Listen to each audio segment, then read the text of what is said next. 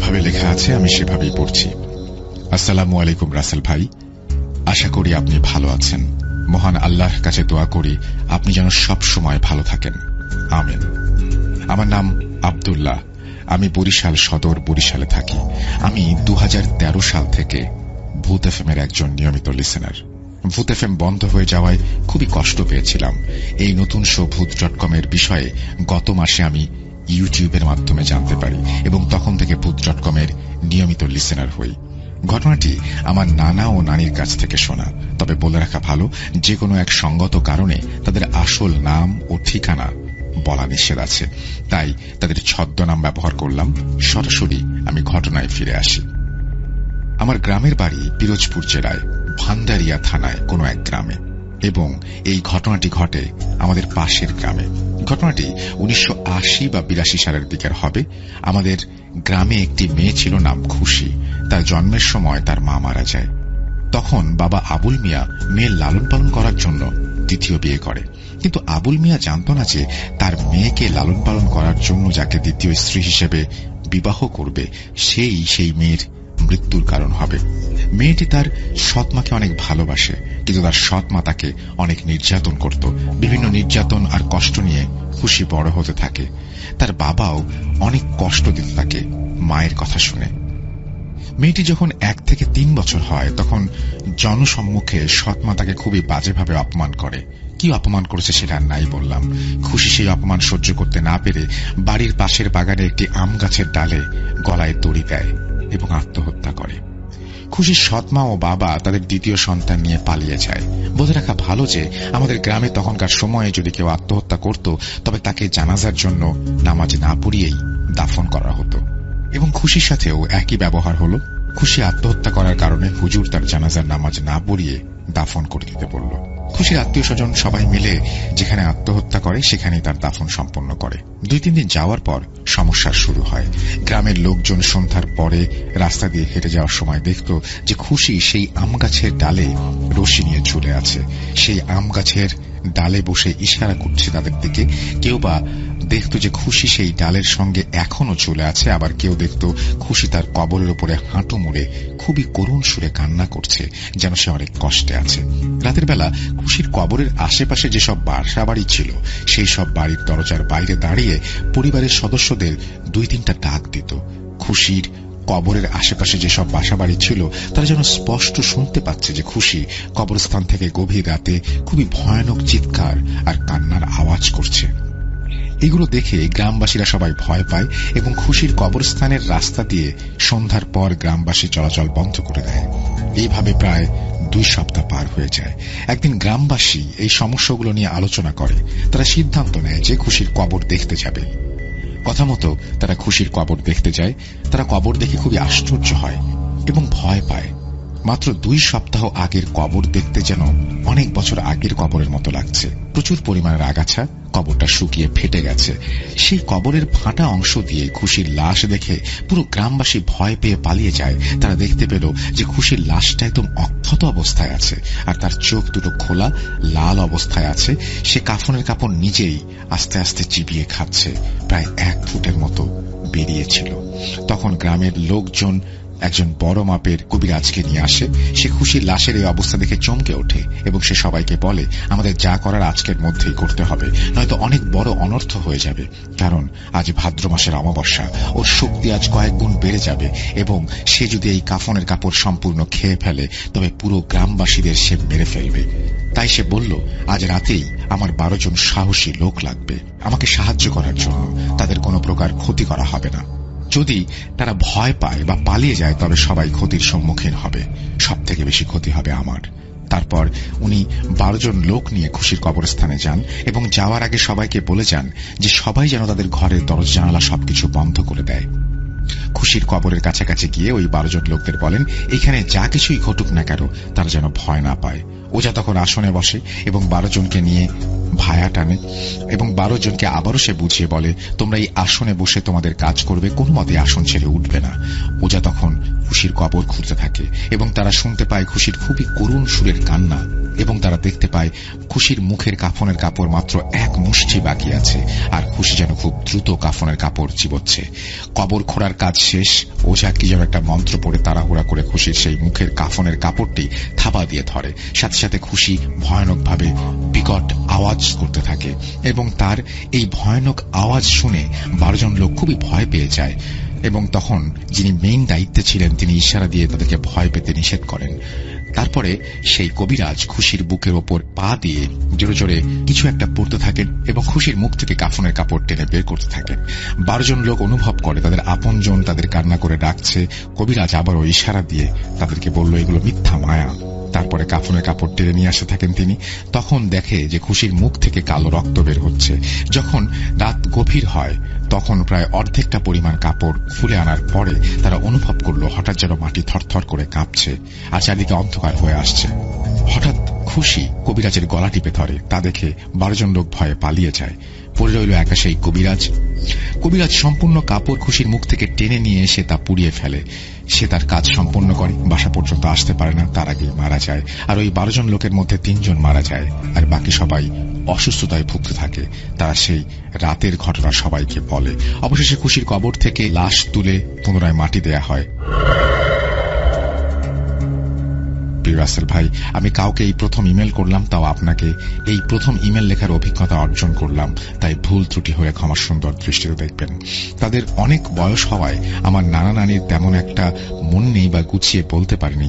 বর্তমানে বরিশাল সদরে থাকি। যদি এই ঘটনাটি সিলেক্টেড হয় তাহলে আমাকে জানাবেন। আমার আরো অনেক বাস্তব ঘটনা রয়েছে, পরবর্তীতে গুছিয়ে বলার চেষ্টা করব। এই বলে তিনি তার ঘটনা শেষ করেছেন। থ্যাংক ইউ ভেরি মাচ আপনার ঘটনার জন্য। আমাদের ইমেল অ্যাড্রেস russell.booth.com@gmail.com, এই অ্যাড্রেসে আপনারা ঘটনা পাঠান। আমরা চলে যাব আমাদের পরবর্তী ঘটনায়।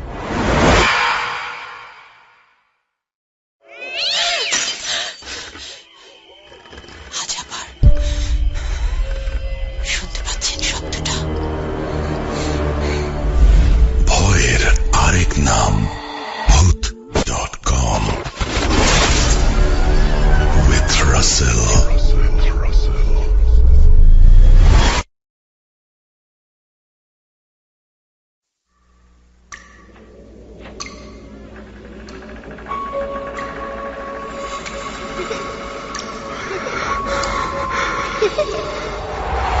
লুকোচুরি খেলবে?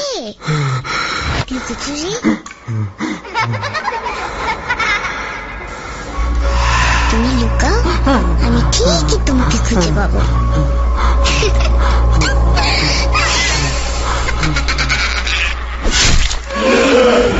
booth.com with Russell.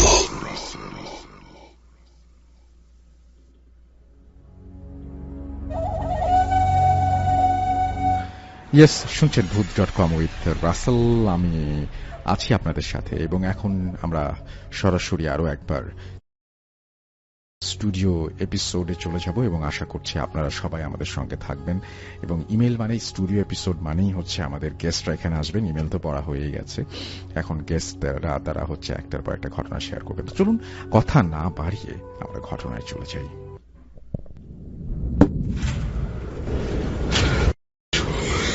আমি শুধু তোমার সাথেই থাকতে চাই।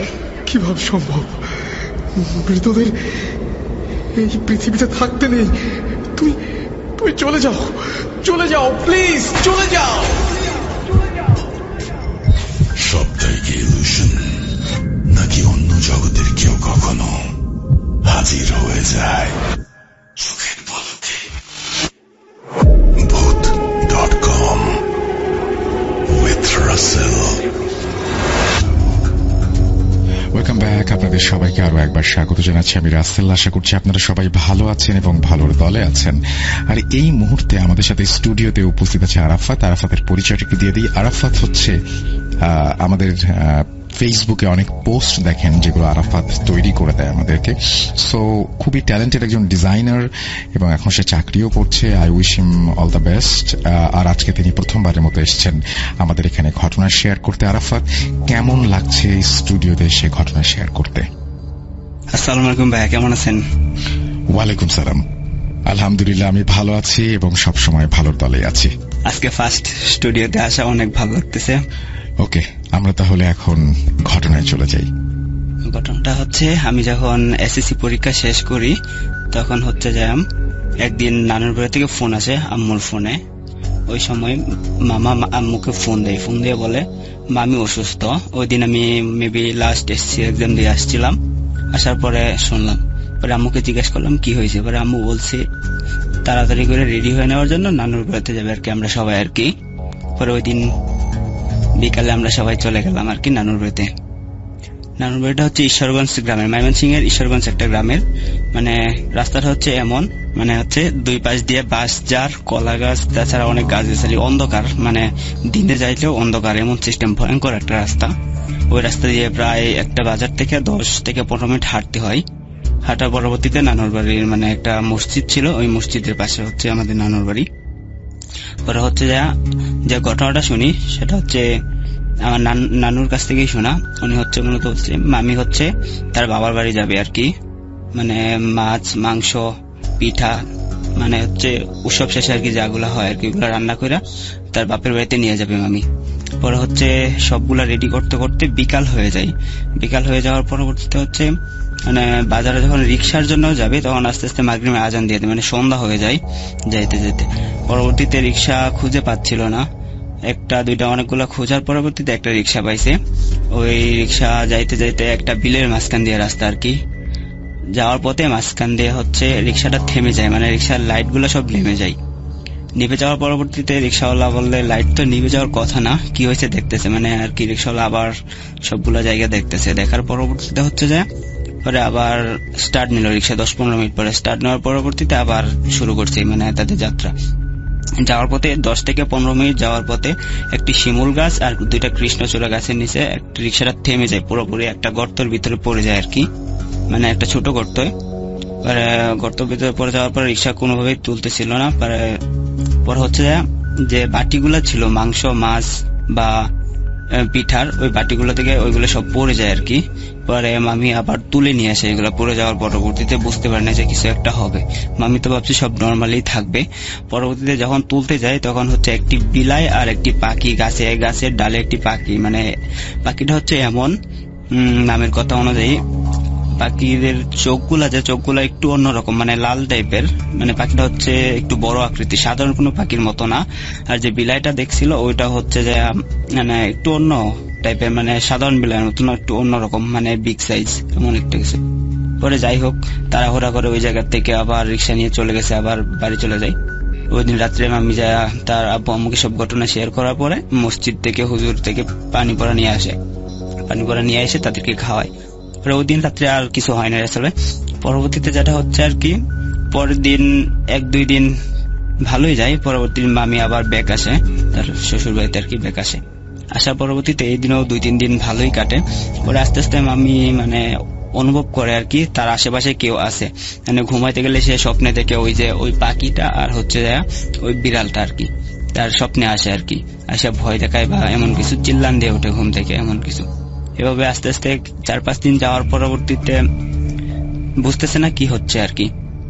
একদিন হঠাৎ করে মানে দুপুর টাইমে কলের পারে গোসল করা যাওয়ার সময় যা দেখে ওই বিড়ালটা আর হচ্ছে যে ওই পাখিটা ওই জায়গায় আছে। আবার আমি ওইখান থেকে আবার চিল্লান দিয়ে আবার বাড়ি চলে আসছে, মানে কি হয়েছে সবাই ভাবতেছে কি হয়েছে। এবারে আবার খুলে বলার পরবর্তীতে আবার বিকাল টাইমে হচ্ছে যে মানে মামা যা মসজিদের হুজুরের কাছ থেকে পানি পড়া বা অন্য কিছু নিয়ে আসে, তাও কাজ হচ্ছে না। মামি প্রচন্ড জ্বর আর হচ্ছে মানে হঠাৎ করে চিল্লান দিয়ে ওঠে আর কি। এটা পরবর্তীতে হুজুরে পানি পড়া খাওয়ানোর পরেও ভালো হচ্ছে না। রাত্রের 2টা বা 3টা পরে থেকে আবার মামি তখন কান্নাকাটি করতেছে জোরে, আবার দৌড়ায় চলে আসে, মানে হচ্ছে 10-15 জনেও রাখতে পারে না, কান্নাকাটি করে আবার দৌড়ায় মানে উঠান পার হয়ে চলে আসে আর কি বাড়ির বর্ডারের শেষ পর্যন্ত। আবার ওইখান থেকে নিজেই ব্যাক আসে বাড়িতে। এইভাবেই করতে থাকে একটু পর। এটা করতে যায় পরে বাড়ির সবাই বলতেছে হয়তো কিছু একটা ধরছে বা কিছু একটা জিন বা অন্য কিছু হইতে পারে। পরবর্তীতে ভালো একটা হুজুরের পরামর্শ নিতে বলে। পরে অনেক খোঁজার পরে পরবর্তীতে যায় একটা হুজুরের খোঁজ পায়, ওটা হচ্ছে ঈশ্বরগঞ্জ থানারই নান্দাইল উপজেলা একটা হুজুর, ওইখান থেকে আনে হুজুরে। আনার পরবর্তীতে হচ্ছে হুজুর আসে, আইসা হুজুরে না জায়গা হচ্ছে হুজুরে 2 দিন পরে আসতে বললে, হুজুর বলে শুক্রবারে আসবে আর কি, শুক্রবার জুম্মার নামাজ এই জায়গায় আয়সা পড়বে। পরবর্তীতে হচ্ছে আসছে হুজুর আয়সা মামিকে দেখলো, দেখা কিছু বলে নাই, মামাকে বলল কিছু একটা করার জন্য, মানে বাজার থেকে কিছু একটা কিনে আনার জন্য বলতেছে আর কি।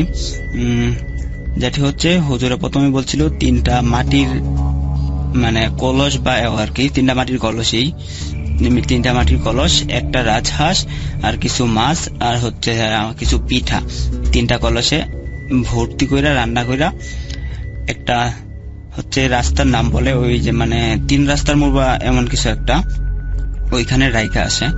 পরবর্তীতে মামার হুজুরের নির্দেশে ওইখানে রাইখা আসে। রাইখা আসা পরবর্তীতে তাও কাজ হচ্ছে না, পরে আবার প্রথম 5-6 দিন ভালো যায়, এটার পরবর্তীতে ভালো যাওয়ার পরবর্তীতে আবার কাজ হচ্ছে না, আবার শেষে যায় সেম অবস্থায় ফিরে আসতেছে। ফিরে আসা পরবর্তীতে হচ্ছে যায় রাসেল ভাই মামি হচ্ছে আবার রাত্রে ঘুম থেকে চিল্লান দিয়ে উঠে আবার বাড়ি ভাঙচুর করতেছে, সবকিছু করতেছে। এর মাঝখানে আরেকটা ঘটনা হচ্ছে, মানে ঘরগুলা ছিল আর কি পাকা ঘর না, মানে মাটির ঘর ছিল, মানে ওগুলা আর কি। ওই জায়গায় মানে চুরে যে সময় হিনকুদে বা এমন কিছু আসে না, শীত এমন কিছু একটা হবে। পরবর্তীতে হচ্ছে যায় আবার দেখে এইগুলা খুইদা মানে চুরি করা এমন সিস্টেম আর কি, শীতগুলো ভিতরে ঢুকা আর কি, এমন একটা অবস্থা আর কি। কিন্তু পরবর্তীতে হচ্ছে যায় কাজ হচ্ছে না কোনো, প্রতিদিন এই রেগুলার এই কাজটা হচ্ছেই, কিন্তু তারা ধরতে পারতেছে না। চোরও না, চোর থাকলে তো হয়তো বা কোনো একটা করতে, রেগুলার আসতো না। এইভাবে 4-5 দিন কেন আসে? ওরা আবার একটা ভালো হুজুর দেখাই, হুজুর আসে, আয়সা পরবর্তীতে দেখা আবার মামিরা একটা রুমের ভিতরে নিয়ে যায়, রুমের ভিতরে নিয়ে সবাইকে বের করে দিয়ে আর একজনকে থাকতে বলে। থাকার পরবর্তীতে কি জানি পড়ছিল, দোয়া পড়ছিল, মানে রুম অন্ধকার কইরা কাচের বোতল দিয়ে 4টা বাড়ির মানে রুমের চারপাশে 4টা বোতল গাড়ছে। এই বোতল কি জানি ছিল, এটা বলতে পারি না, সঠিক মনে নেই। পরবর্তীতে দোয়া পড়লো, দোয়া টোয়া পইরা পরবর্তীতে মামির ওই জায়গায় জিন হাজির করা এমন কিছু একটা করছিল আর কি। পরে জিজ্ঞেস করছিল কেন মামিকে আর কি ডিস্টার্ব করতেছে। পরবর্তীতে মামির মুখ থেকেই ওরা বলে ও আমাদের খাবার কেড়ে নিছে, মানে হচ্ছে যে ওই যে রিক্সা দিয়ে যাওয়ার সময় তার বাপের বাড়ি যাওয়ার সময় যে খাবারগুলো ছিল ওইগুলো পড়ে গেছিল, পরে আবার তুইলা নিয়ে আসছিল, মানে ওই কথা বলতেছে আর কি, ওরা তার খাবার কেড়ে নিয়েছে এমন একটা বোঝাচ্ছে। পরবর্তীতে হুজুর অনেক জিজ্ঞাসাবাদ করার পরবর্তীতে বললো হ্যাঁ আমরা চলে যাওয়ার জন্য হচ্ছে যা 3টা পান, মানে তিনটা পান, একটা ব্রহ্মপুত্র নদ আছে আর কি, এই নদীর এক ডুবে যায় 3টা পানের বটা কেটে, মানে বটাগুলো উপরে ভাসার আগে তার উপরে আসতে হবে, মানে হচ্ছে রাত্রে 12টার পরবর্তীতে এই ঘটনাটা করতে হবে আর কি। পরবর্তীতে হচ্ছে মামা এই কাজগুলা সাহস করার পরবর্তীতে যাই নদীর পাড়ে যায়, 3টা পান নিয়ে যায়, পান নিয়ে একটা কেচি নিয়ে যায়। যাওয়ার পরবর্তীতে রাত্রে 12:30টার দিক দিয়ে হচ্ছে নদীতে নামার পরবর্তীতে ওইগুলা আর কি কাটে, পটাগুলা কাইটা আবার বাইশে আসে উপরে, পরে আইসা হুজুরের সাথে নিয়ে আবার বাড়িতে যায়। বাড়িতে যাওয়ার পরবর্তীতে হচ্ছে পানি পড়া দেয়, 2-3টা তাবিজ দেয়, বলে কিছু হবে না, কয়দিন দেখেন ঠিক হয়ে যাবে। পরবর্তীতে হচ্ছে এইভাবে 5-6 দিন যাওয়ার পরে দেখে কিছুই হয় না, পরবর্তীতে আবার ঠিক হয়ে গেছে। এই ছিল রাসেল ভাই আমার ফার্স্ট ঘটনা। You never were alone.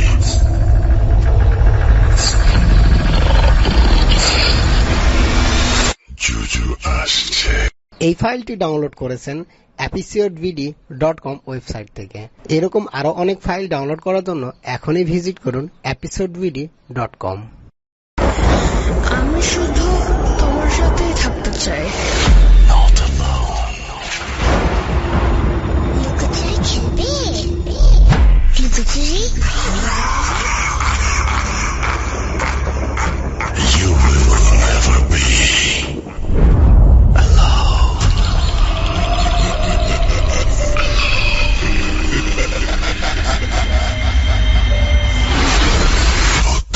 Foot.com. The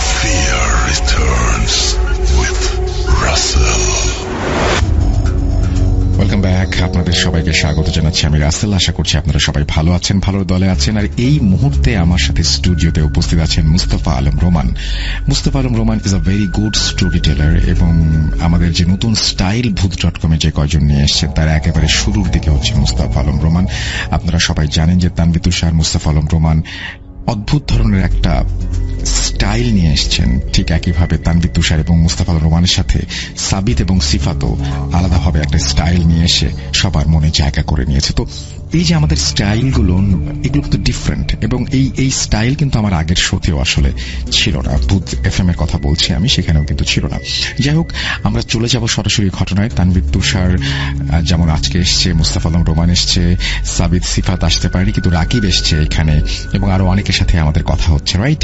so আমরা এখন মুস্তাফা আলম রোমানের সাথে কথা বলবো। মুস্তাফা আলম রোমান, আমরা ঘটনায় যাব এবং আপনার অনুভূতি জানবো, সবকিছুই হবে। আমরা আর দেরি করতে পারছি না, সরাসরি চলে যাচ্ছি মুস্তাফা আলম রোমানের কাছে।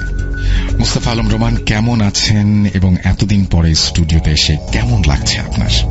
আলহামদুলিল্লাহ, আজকে অনেকদিন পরে আবার স্টুডিওতে আসলাম, প্রায় 1.5 বছর পরে। তো খুব ভালো লাগছে।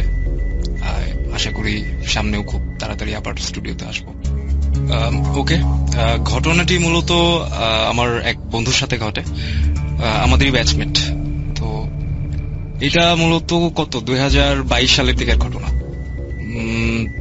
তখন রমজান মাস ছিল, এপ্রিল মাসে হয়তো, হ্যাঁ এপ্রিল মাসের দিকে মূলত ঘটনাটি ঘটে। মেইনলি আসলে আমার যে ফ্রেন্ডের সাথে ঘটনাটি ঘটে, তো তার কিছু প্রবলেম ছিল। প্রবলেমটা এরকম যে কিছু সাইকোলজিক্যাল প্রবলেম, অ্যান্ড মানে তার কি বলবো, কি বলা যায় এটাকে, আসলে বদ অভ্যাস ছিল কিছু আসলে।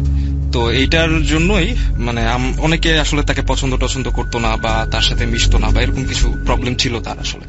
তো আমরা হঠাৎ করে ওই রোজার মাসে দেখলাম যে রোজার মাসের শুরুর দিকে তার বিহেভিয়ারে কিছু চেঞ্জ, মানে সে হঠাৎ করে মানে সেই বদ অভ্যাসগুলোকে ত্যাগ করে মানে ধর্মের পথে আসা, বা নামাজ পড়া, রেগুলার মানে সবার সাথে ভালো ব্যবহার করা, ক্লাস করা। সে মানে যেখানে রেগুলার ক্লাস করতো না, সবার সাথে খুব একটা ভালো বিহেভ করতো না, বা তার কিছু বদ সঙ্গ ছিল, খারাপ সঙ্গ ছিল, তো এইগুলো সে অ্যাভয়েড করতেছে।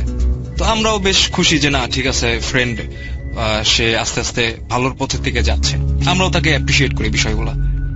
তো আমার সাথে যেহেতু ভালো ফ্রেন্ডশিপ ছিল, খুব ক্লোজ ছিলাম আমরা শুরুর দিক থেকেই, তো সে আমার সাথে শেয়ার করে যে আসলে মানে বিষয়গুলো কি, বা তার এত পরিবর্তন কিভাবে। সে নিজেই আমাকে একদিন জিজ্ঞেস করে যে আসলে দেখ বন্ধু, আমার মাঝে যে এই পরিবর্তনগুলো, এটা কি তুই লক্ষ্য করতে পারছিস, বা আমাকে কিছু কি মনে হচ্ছে যে আমি যে পরিবর্তন হচ্ছি, বা এরকম কিছু একটা। তো বললাম যে হ্যাঁ, আসলেই শুধু আমি না, এটা সবাই লক্ষ্য করছে, এবং এটা আমরা অ্যাপ্রিসিয়েট করি। আর এটা হলো কিভাবে, এটা যখন জানতে চাই তখন বলে যে দেখ আসলে আমার তো ফ্যামিলির কিছু প্রবলেম আছে, এন্ড আমার হচ্ছে এক ফ্রেন্ড আছে, তো তার পরিচিত একজন হুজুর আছে, তারা বিভিন্ন সময় সেই হুজুরের কাছ থেকে হেল্প নেয়, তার পুরো ফ্যামিলি সেই হুজুরের কাছ থেকে হেল্প নেয়। তো সেই ফ্রেন্ডের সূত্রে আমি আসলে মানে সে জানে যে আমার এই ধরনের প্রবলেম গুলো আছে, সে আমাকে অফার করে যে তুই আসলে সেই হুজুরের সাথে কথা বল, ইনশাআল্লাহ উনি তোকে সাহায্য করতে পারবে। তো এরকমটা বলার পরে আমার ফ্রেন্ড আসলে তার ফ্রেন্ডের সাথে সেই হুজুরের সাথে দেখা করে, এবং হুজুর তাকে দেখেই বলে দেয় যে বাবা তোমার তো এই সমস্যা আছে। আমি সেই ফ্রেন্ডের নাম নিচ্ছি না, আমার যে ফ্রেন্ডের সাথে ঘটনাটি ঘটে আমি তার নাম নিচ্ছি না এই মুহূর্তে, কারণ আচ্ছা আমি এটা পরে বলবো আসলে তার নামটা কি, বা আমি পরবর্তীতে আপনাদের জানাবো। তো যাই হোক, সে হচ্ছে সেই হুজুরের সাথে কথা বলে, হুজুর তাকে বলে যে দেখো তোমার তো এই সমস্যা, এটা থেকে যদি তুমি বেরিয়ে আসতে চাও তাহলে মানে কিছু প্রসেস আছে, আমি তোমাকে হেল্প করতে পারবো, বাট এটা একটু লেন্থি প্রসেস। তো আমার ফ্রেন্ড আসলে সেও চাচ্ছিল যে সেই খারাপ জিনিসগুলো থেকে বেরিয়ে আসবে। তো সে বলে ওকে, আমি আসলেই সাহায্য প্রার্থনা করছিলাম এবং আপনার সাহায্য পাচ্ছি, আমি চাই যে আপনি আমাকে সাহায্য করুন। তো পরবর্তীতে উনি বলেন যে আসলে দেখো এটা তো মানে নর্মাল কিছু না, মানে তোমার যে সমস্যাটা এটা কাটিয়ে উঠতে একটু মানে টাইম লাগবে। তো তারপরেও আমি তোমাকে মানে ছোটখাটো একটা টোটকা তোমাকে দিয়ে দিচ্ছি। যখনই সে আপনাকে আপনার মায়ের নাম জিজ্ঞেস করবে যে তোমার মায়ের নাম দিয়ে শুরু করো, তখন এই জিনিসটা প্রায় ব্ল্যাক ম্যাজিকের দিকে চলে যায়। তো এই জিনিসটা আমাকে যখন মানে তখন একটু ভাবিয়ে তোলেন, আমি তাকে বলি যে দেখো বন্ধু, বিষয়টা তো এরকম, তো যে বাটিতে তোমাকে পানি পান করিয়েছে সেই বাটিতে কি আরবি কিছু লেখা ছিল? তো সাথে সাথে বলতেছে হ্যাঁ ছিল। তো বললাম দেখো এই বিষয়গুলো কিন্তু নেগেটিভ দিকে যাচ্ছে, তো পরবর্তীতেও আসলে বিশ্বাস করতে চাচ্ছিল না, কারণ যেহেতু সে বেটার ফিল করছে এন্ড আস্তে আস্তে ভালোর দিকে যাচ্ছেন, সে আসলে আমার কথা বিশ্বাস করতে চাচ্ছিল না ওই মুহূর্তে। আমরা খুব ক্লোজ ফ্রেন্ড, বাট সে একটু মানে ডাউটে ছিল যে আসলে এরকম হইতে পারে কিনা। তো পরবর্তীতে বললাম যে আসলে তোমাকে আর কি কি দিছে, তোমাকে কি খাওয়ার জন্য কিছু দিছে কিনা। তো বলতেছে হ্যাঁ, আমাকে আসলে একটা ট্যাবলেটের মতোই দিয়েছে, কয়েকটা দিয়েছে আর কি। ট্যাবলেটের ওটা নাকি গাছের শিকড় দিয়ে তৈরি। তো উনি মানে ওই হুজুর ওকে বলছিল যে এটা গাছের শিকড় দিয়ে তৈরি, এটা তুমি প্রতিদিন রাতে একটা করে খাবা, দেখবা তুমি আস্তে আস্তে সুস্থ হয়ে যাচ্ছ। তো আমি বললাম তুমি আমাকে জিনিসটা দেখাও। তো পরবর্তীতে ওর রুমে গেলাম, সে ড্রয়ার থেকে বের করে আমাকে জিনিসগুলো দেখালো। তো ওই ট্যাবলেট গুলো ছিল একদম কালো, ছোট ছোট গোল। তো আমি বললাম যে দেখো, একটা যেহেতু তোমার বিশ্বাস করতে একটু কষ্ট হচ্ছে, তুমি একটা কাজ করো, তুমি আজকে এবং কালকে রাতে এই ওষুধটা খেও না, এটা না খেয়ে তুমি দেখো যে পরবর্তীতে কি হয়। তো বল আচ্ছা ঠিক আছে, যেহেতু তুই আমার এত ক্লোজ ফ্রেন্ড, এত শিওর হয়ে তুই বলতেছিস আমাকে, এত কনফিডেন্ট হয়ে তুই বলতেছিস, তো ঠিক আছে আমি একবার ট্রাই করবো। তো পরবর্তীতে সে ওই রাতে খায়নি, পরের দিন রাতেও খায়নি। সে তখনও ঠিকঠাক ছিল, বাট পরের দিন রাতেও সে খায়নি। তৃতীয় দিন রাতে তার ফ্রেন্ড তাকে কল করছে, মানে যে ফ্রেন্ডের মাধ্যমে সে সেই হুজুরের কাছে গেছিল, সেই ফ্রেন্ড তাকে কল করে বলতেছে যে কি ব্যাপার, তুই নাকি ওষুধগুলা খাচ্ছিস না, ডিরেক্ট এইভাবে বলছে। তো সে তো একটু মানে হকচকাই গেছে যে আসলে আমার ফ্রেন্ড জানলো কিভাবে। তো বলতেছে তুই জানলি কিভাবে? বলতেছে হুজুর তো আমাকে ফোন করে বললো যে দেখো যাওয়া, মানে সে তো এই যে জড়িবুটিগুলা যেগুলো আমি দিছি সেগুলো তো সে রেগুলার নিচ্ছে না, তো এগুলো যদি সে কন্টিনিউ না করে তাহলে কিন্তু পরবর্তীতে তার প্রবলেম হবে। তো সেই জন্য আমি তোকে একটু মানে আগাম জানিয়ে দিলাম যে দেখ তুই ওষুধগুলো রেগুলার নেই। তো তার ফ্রেন্ডের সাথে কথা বলার পরে সে আমার কাছে এসে বলতেছে দেখ হুজুর তো এই যে এই জড়িবুটির কথাগুলো বলছে আমার ফ্রেন্ডকে, তো আমার ফ্রেন্ড তো বলতেছে যে এই ব্যাপার, এটা যদি আমি না নেই পরবর্তীতে নাকি সমস্যা হবে। তো আমি বললাম যে তাহলে দেখো, তুমি যে জিনিসগুলো খাচ্ছ না সেই ইনফরমেশনটা কিন্তু তার কাছে আছে, এন্ড আমি কিন্তু তোমাকে জিনিসগুলো আগেই বলছিলাম। তো এটা যদি আসলে ভালো কিছু হইতো তার কিন্তু কিছু যায় আসতো না, এর পেছনে তার একটা স্বার্থ আছে, সেই জন্য সে তোমাকে নক করছে। তো পরবর্তীতে সে আস্তে আস্তে জিনিসগুলো বোঝে এবং একটু ওয়েট করতে থাকে আসলে, যে দেখি আর একটু দেখি যে কি হয়। 4 দিন 5 দিন পরে সেই হুজুর নিজে তাকে কল করে এবং বলে যে তুমি আমার সাথে দেখা করো, আমি তো নতুন গাড়ি কিনেছি, চলো আমরা একসাথে ঘুরে আসবো একদিন, তুমি আমার বাসায় আসো একদিন। তো সে আমাকে পরবর্তীতে ইনফর্ম করে যে হুজুর নাকি তাকে এইসব কথা বলছে। তো আমি বললাম যে দেখো, সে তোমাকে কাছে ডাকার চেষ্টা করছে, নিশ্চয়ই তার একটা স্বার্থ আছে, এন্ড তোমাকে যখন সামনাসামনি পাবে সে হয়তো এমন কিছু করবে বা এমন কিছু তোমাকে খাইয়ে দেবে যেটা পরবর্তীতে তোমার কোনো ক্ষতি হইতে পারে। তো সে বলতেছে তাহলে আমি এখান থেকে বের হবো কিভাবে? তো পরবর্তীতে আমি কিছু মানুষের সাহায্য নিয়ে তাকে মানে বিভিন্ন উপায়ে ইসলামিক যে রীতিগুলো আছে এই ধরনের বিষয়গুলো থেকে বের হয়ে আসার, তো আমি বিভিন্ন মানুষের সাহায্য নিয়ে তাকে আসলে এই জায়গাগুলো থেকে বের করে নিয়ে আসার চেষ্টা করি। এবং আমি যখন তাকে এই জায়গাগুলো থেকে বের করে নিয়ে আসার চেষ্টা করি, এই সময়টাতে অনেক সমস্যা হয়। এটা যারা আমি যে হলে থাকি সেই হলের কিছু ফ্রেন্ড আমাকে সাহায্য করেছিল, এই যে জাহিদও ছিল এই প্রবলেমগুলোর সময়, সেও বিভিন্নভাবে সাহায্য করেছে, সে জানে বিষয়গুলো আসলে কি। তো যাই হোক, অনেক সমস্যা হয়েছে। রোজার মাসে অনেকে বলে যে যাদের সাথে এই ব্ল্যাক ম্যাজিকের ঘটনাগুলো ঘটে রোজার মাসে হয়তো বা এগুলো একটু কম ঘটে বা এরকম কিছু একটা, বাট আমি আসলে এই জিনিসটা লক্ষ্য করিনি। আমার চোখের সামনে যে জিনিসগুলো ঘটেছে এটা বলতে পারেন এক্সট্রিম লেভেলের। তো যাই হোক, আলহামদুলিল্লাহ আমরা পরবর্তীতে তাকে সেখান থেকে বের করে নিয়ে আসতে সক্ষম হই।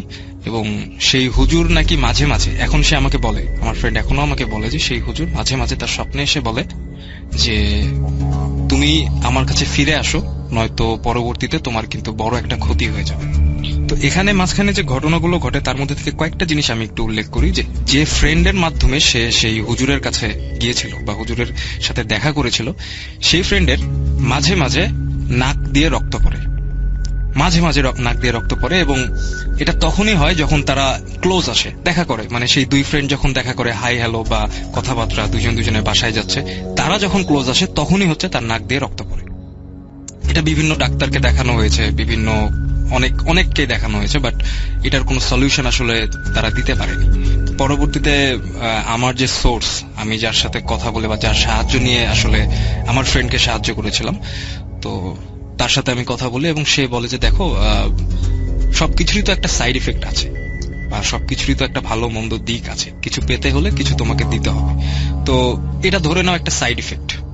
তো সে যদি মানে কিছু প্রসেস বলে দেয় আমাকে, বলে যে সে যদি এইভাবে সদকা দেয় তাহলে হয়তো তার এই সমস্যাটা মিটে যাবে ইনশাল্লাহ। তো আমি পরবর্তীতে জানাই তাদেরকে বিষয়টা, এবং আস্তে আস্তে তারা এই বিষয়গুলো আমলে নেয় এবং সদকা দেয়। তো বিভিন্ন উপায়ে তারা জিনিসগুলো থেকে বেরিয়ে আসতে সক্ষম হয়।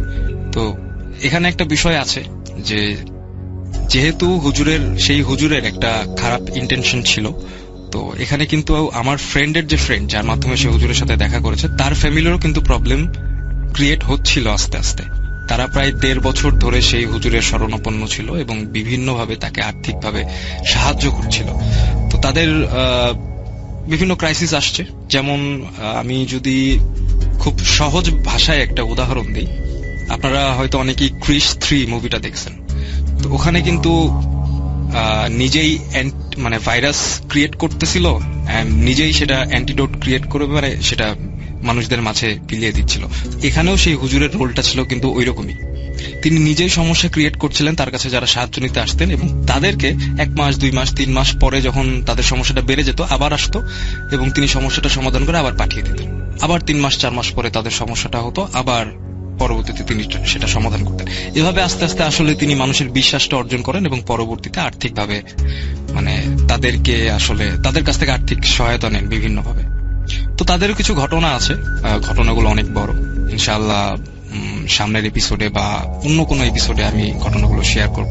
তো আলহামদুলিল্লাহ যে ফ্রেন্ডের কথা বললাম এবং আমার ফ্রেন্ডের কথা বললাম, তারা দুজনেই আলহামদুলিল্লাহ ভালো আছে। এবং মাঝে মাঝে সেই হুজুর আসেন, তাদের স্বপ্নে আসেন এবং বলেন যে যদি তোমরা আমার কাছে ফিরে না আসো পরবর্তীতে কিন্তু তোমাদের সমস্যা হবে।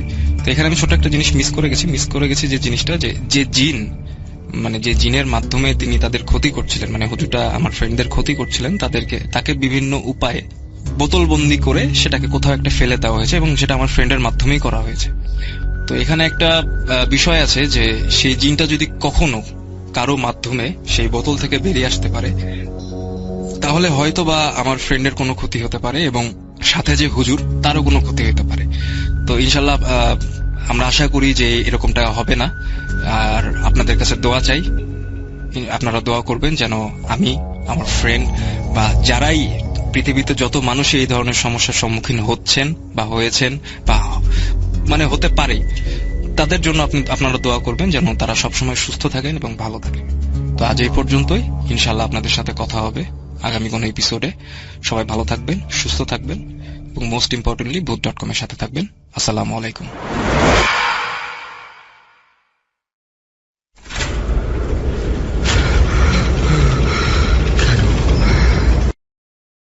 থাকতে চাই।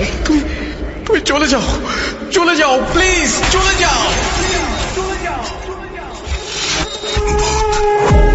.com with Russell. Welcome back to ভূত.com। আশা করছি আপনারা সবাই ভালো আছেন আর ভালো দলে আছেন। আরো একবার আমরা স্টুডিও এপিসোডে ফিরে আসলাম এবং এই মুহূর্তে আমাদের সঙ্গে উপস্থিত আছেন তানভীর তুষার। প্রথমে জেনে নেব তানভীর তুষারের কাছ থেকে যে তানভীর তুষার এতদিন পরে স্টুডিওতে আসতে পেরে আপনার কেমন লাগছে? ভাই এতদিন পরে আবার স্টুডিওতে আসতে পেরে অনেক ভালো লাগছে আমার, যে আবার সেই আগের মতো করে স্টুডিওতে এসে ঘটনা বলা, এই জিনিসটা অনেক এনজয় করতেছি ভাই। অলরাইট, তাহলে আমরা কথা না বাড়িয়ে ঘটনায় চলে যাব। তবে তার আগে আপনার কাছ থেকে জেনে নেব যে ঘটনাটি আপনি কোথায় কিভাবে সংগ্রহ করেছেন এবং কি বিষয়ে ঘটনা বলবেন, তারপরে আপনি আপনার ঘটনা শুরু করবেন। চলুন, আমরা জানি সবাই অধীর অপেক্ষা করছেন তানভীর তুষারের ঘটনার জন্য। আমরা চলে যাই আমাদের খুবই ট্যালেন্টেড স্টোরি টেলার তানভীর তুষারের কাছে। আচ্ছা ভাই, আমি আজকে যে স্টোরিটা বলবো এটা আমার গ্রামের বাড়িরই একটা স্টোরি, আমার এক চাচার সাথে ঘটে যাওয়া। তো এই স্টোরিটা মূলত একটু অগোছালো, মানে ওনার সাথে 3টা ঘটনা ঘটে, এই 3টা ঘটনা নিয়ে। এইটা ওই রকম ভাবে খুব ভয়ঙ্কর না, কিন্তু একটু অদ্ভুত টাইপের আর কি। তো উনি ছিলেন একজন কৃষক। তো কৃষক থাকা অবস্থায় উনি যেটা করেন, ওনাকে রাত্রেবেলা একদিন ওনার জমিতে সেচ দেওয়ার প্রয়োজন পড়ে। তো ওই সময় গ্রামে, এটা 1990 সালের দিকের ঘটনা, তো ওই সময় গ্রামে এইভাবে কোনো মেশিন ছিল না বা কারেন্টও ছিল না, যার কারণে হাত দিয়ে পানি সেচ দিতে হতো। তো উনি যেটা করেন, ওনার এক ভাই ছিল, ছোট ভাই, তো ওনার ছোট ভাইকে বলে যে আপনি রাত্রেবেলা আমাকে ডাকবেন, সকালবেলা আমরা দুইজন মিলে পানি সেচতে যাব। তো ওই ছোট ভাই যেটা করে, ওনাকে ফজরের নামাজের একটু আগে ডাকতে বলে। তো ডাকার পরে ছোট ভাই এসে ওনাকে একটা ডাক দেয়, দেওয়ার পরে উনি ছোট ভাইয়ের সাথে বের হয়ে যায়। তো বের হয়ে যাওয়ার পরে সেই সময় গ্রামে ওনারা একটা বলে দুই প্রান্তে দুইটা দড়ি দিয়ে বেঁধে, সেই দড়িতে বেঁধে ওই বোল দুইটা দুই পাশে ধরে দুইজনে পানি সেচত। তো এইভাবে ওনারা বোল নিয়ে হাঁটতে থাকে জমির দিকে। তো বাড়ি থেকে ওই জমিটার দূরত্ব প্রায় 10 মিনিটের মতো ছিল, এবং ওই জমির আশেপাশে কোনো বাড়ি ছিল না, একটা পচা ডোবার পাশে ওনাদের জমিটা ছিল। তো ওই ডোবা থেকেই মূলত পানি তুলে ওই জমিতে সেচ দিত। তো ওনারা যখন যায় তখন ঠিক কয়টা বাজে এটা উনি বলতে পারে না। তো ওইখানে যাওয়ার পরে ওনারা যেটা করে, পানি সেচতে শুরু করে, এবং পানি সেচার এক পর্যায়ে উনি ওনার ছোট ভাইকে কিছু প্রশ্ন করতে থাকে, এমনিতেই কিছু কথা বলতে থাকে, কিন্তু ওই পাশ থেকে আসলে ভাই ওই রকম ভেবে কোনো উত্তর আসে না। তো এই উত্তর না আসার কারণে উনি তখন বলে যে, কি রে তুই আসিস নাকি, তুই পানি সেচতে আসছিস, কিন্তু আমার সাথে তো ওইভাবে কোনো কথা বলতেছিস না, তুই কি আসিস এখানে? তো উনি তখন কোনো কথা বলে না। তো না বলার কারণে ওই বড় ভাইটা যেটা করে, উনি ওই পাশে বোলটা রেখে ওনার ছোট ভাইয়ের ওই দিকে যাওয়া শুরু করে। তো দেখে যে ওই পাশে আসলে কেউ নেই, ওই দড়িটা অটোমেটিকলি বাতাসে ভাসতেছে। তো উনি তখন ব্যাপারটা দেখে খুব ভয় পেয়ে যায়। ভয় পেয়ে ওইখান থেকে একটা দৌড় দিয়ে বাড়িতে আসে, এবং বাড়িতে আসার পরে উনি বাড়ির উঠোনে এসে একটা চিৎকার দিয়ে অজ্ঞান হয়ে যায়। তো তারপরে অজ্ঞান হওয়ার পরে সকালবেলা ওনার যখন জ্ঞান ফিরে আসে, তখন উনি জানতে পারে যে ওই ছোট ভাই ওনার সাথে মাছ ধরতেই যায়নি, উনি কার সাথে মাছ ধরতে গেছে বা একটা ডাকে উনি বের হয়ে গেছে, এরপরে আর উনি কিছু বলতে পারে না। এই ঘটনার পরে উনি রাত্রিবেলা বের হওয়া একদম বন্ধ করে দেন। এর প্রায় 6-7 মাস পরে আমাদের বাড়ির সামনে যে আলাই নদী ছিল, ওখানে বেশ বন্যা চলে আসে। তো বন্যার কারণে নদীতে প্রচুর মাছ হয়। তো উনি চিন্তা করে যে এই ঘটনা তো অনেকদিন আগে হয়ে গেছে, তো এই জিনিসটা উনি ভুলে যায়। তো এরপরে উনি যেটা করে যে ওই মাছ ধরতে যায় একদিন, ওই বাঁশ দিয়ে একটা চটকা জাল বলে, ওই জাল দিয়ে মাছ ধরে উনি। তো এই জালটা সাধারণত খুলে রাখা হইতো, এবং যখন মাছ ধরা হইতো তখন এই বাঁশের সাথে নদীতে নেমে জালটা ফেলা হইতো। তো উনি জাল নিয়ে চলে যায় নামাজের আগে, ফজরের নামাজের আগে বের হয়ে যায়। তো জালটা নিয়ে উনি যখন নদীর পাশে যায়, ওনার ওই বাঁশ যেখানে ছিল ওইখানে যখন যায়, তখন দেখে যে একজন লোক নিচে পানিতে নদীতে ডুবতেছে অন্ধকারে। তো উনি ডাক দিয়ে বলে যে পাশে আরো একটা জাল আছে, ওই লোকের নাম ধরে ডাক দিয়ে বলে যে তুমি কি নদীতে নাকি? তো ওই পাশ থেকে উত্তর আসে যে হ্যাঁ আমি নদীতে। তো বলে যেহেতু তুমি নদীতে নামছো, তাইলে আমার জালটা একটু বাঁশের সাথে লাগাই দাও, আমি আর তাহলে পানিতে নামি না। তো ওই লোক বলে আচ্ছা ঠিক আছে, আপনি জালটা ফেলে দেন। তো এই চাচা যখন জালটা ওখানে ফেলে দেয় নদীতে, তো ওই লোকটা কি করে, জালের এক মাথা লাগায় আর এক মাথা লাগায়, 2 মাথা লাগায়, 4টা মাথা লাগাইতে হয় মোট, কিন্তু উনি 2টা মাথা লাগায় জালটা নদীর দিকে টানতে শুরু করে। তো এক পর্যায়ে দেখে যে ওনার যে বাঁশগুলো নদীর সাইডে মাটিতে গাড়া অবস্থায় ছিল, সেগুলো ভেঙে নদীর মধ্যে পড়ে যায়।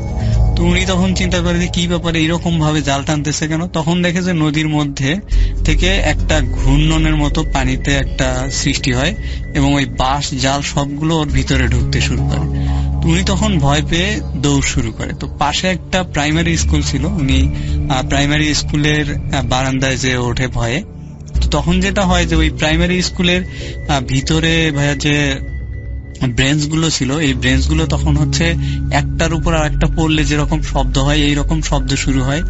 আর ওই প্রাইমারি স্কুলের চালা ছিল হচ্ছে টিনের। তো ওই টিনের চালাগুলো মনে হচ্ছিল যে বাতাসে এক পাশ থেকে খুলে আরেক পাশে চলে যাচ্ছে, কিন্তু ওই ঘরের বাহিরে কোথাও বাতাস নেই, শুধুমাত্র ওই ঘরটাতে এইরকম সমস্যা শুরু হয়ে যায়। তো উনি ওখানেও তখন থাকতে পারে না, উনি দৌড়ে তখন আবার বাড়ি চলে আসে। তো এরপরে ওনার বেশ কয়েকদিন জ্বর থাকে, জ্বর থাকার পরে উনি আবার সুস্থ হয়ে যায়। তো এরপরে উনি একা একা ওইভাবে রাত্রিবেলা বের হওয়ার সাহস পান না। একদিন উনি আবার ব্যবসা করতে শুরু করেন, তখন নৌকা নিয়ে ওই নদী দিয়ে ব্যবসা করতে পাশের একটা বাজারে যাওয়া লাগতো। তো তখন নৌকায় একটা ছোট ডিঙি নৌকা ছিল, ওই ডিঙি নৌকায় প্রায় ওনারা 7 থেকে 8 জন ব্যবসা করে রাত্রিবেলা গ্রামে চলে আসতো। তো ওই যে বাজারে ওনারা ব্যবসা করতে যেত ওখান থেকে আমাদের বাড়িতে আসতে ওই নৌকায় প্রায় আপনার 2 ঘন্টার মতো টাইম লাগতো। তখন তো মেশিনের নৌকা ছিল না, ডিঙি নৌকা ছিল, এবং এটা বৈঠা দিয়ে ঠেলে ঠেলে নিয়ে আসা লাগতো। তো ওনারা একজন ওনাদের মাঝখানে ইলিশ মাছ কিনে একদিন হাট থেকে। তো ইলিশ মাছ কিনে ওনারা যখন বাড়ি আসে, এটা রাত্রে 8টার পরে নদীর একটা জায়গায় এসে ওনাদের নৌকাটা থেমে যায়। মানে ওনারা নৌকাটা এত জোরে চালাচ্ছিল, কিন্তু তারপরেও নৌকাটা ওনারা সরাতে পারছিল না। তো ওনারা ভাবে যে কি ব্যাপার, নৌকা এভাবে তো কোথাও তো চড়ায় আটকে যাওয়ার কথা না, কারণ ওই নদীতে তো মাঝখানে কোনো চড়া নেই। এবং ওনারা যখন বাঁশ ফেলে দিচ্ছিল, বাঁশটা একদম নদীর তলদেশে যে পরিমাণ যাচ্ছিল তাতে চড়ায় আটকানোর কোনো কথা নেই, কিন্তু ওনারা নৌকাটা নিয়ে আসতে পারতেছিল না। তো পরে হঠাৎ নদীর মাঝখান থেকে একটা আওয়াজ ভেসে আসে যে ইলিশ মাছ নিয়ে তোরা যদি এখান থেকে যেতে চাস তাহলে যেতে পারবি না, মাছটা আমাকে দিয়ে যেতে হবে। তো তারপরে ওনারা বলে যে না, আমরা তো মাছ দিব না, আমরা যাবই। কিন্তু ওনারা প্রায় আধা ঘন্টা ওখানে আটকায় থাকে, নৌকা এক চুল পরিমাণ ওখান থেকে নড়াইতে পারে না। তো তারপরে ওনারা দেখে যে না, আসলে রাত হয়ে যাচ্ছে এবং কখন কি হয়ে যায় পানির উপরে। তো ওনারা পরবর্তীতে ইলিশ মাছটা নদীর পানির মধ্যে ছুঁড়ে ফেলে দেয়, এবং ছুঁড়ে ফেলে দেওয়ার সাথে সাথে নৌকাটাকে মনে হচ্ছে যে কিছু একটা এমন ভাবে ধাক্কা দিল যে এক ধাক্কায় প্রায় 15-20 হাত সামনে চলে আসে নৌকাটা। এরপরে ওনারা স্বাভাবিকভাবে বাড়ি চলে আসে। তো এরপর থেকে আমার ওই চাচা অনেক ভয় পেয়ে যায়। তো উনি এরপরে আর ওইভাবে রাতে কারো সাথেও বের হইতেন না। পরে একজন হুজুরকে দেখানো হয় ওনাকে যে আসলে এই সমস্যাটা কি। তখন হুজুর বলে যে উনি একটা নৌকা বানাইছিল, এবং ওই কাঠ যেগুলো ব্যবহার করছিল ওইটা কোনো একটা জিনের বাসস্থান ছিল, ওই গাছ কেটে সেই কাঠ দিয়ে নৌকা বানানো হয়েছিল। তো এই কারণে তখন থেকেই ওই জিনটা ওনার উপরে, মানে ওনাকে মারার জন্য এই সব প্ল্যান করতে থাকে, কিন্তু আসলে কোনো কারণে হয়তো সফল হয় না। পরে ওই হুজুরের কথা অনুযায়ী ওই নৌকাটা ভেঙে ফেলা হয় এবং ওই কাঠগুলো সব আগুনে পুড়ায় ফেলা হয়। তারপর থেকে ভাইয়া আর ওনার সাথে এইরকম কোনো ঘটনাগুলো ঘটেনি। তো এই ছিল আমার ঘটনা। সবাইকে ধন্যবাদ।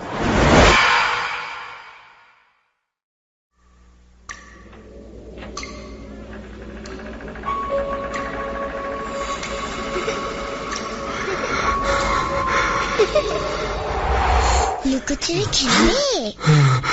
লুকোচুরি তুমি লুকাও, আমি ঠিকই তোমাকে খুঁজে পাবো।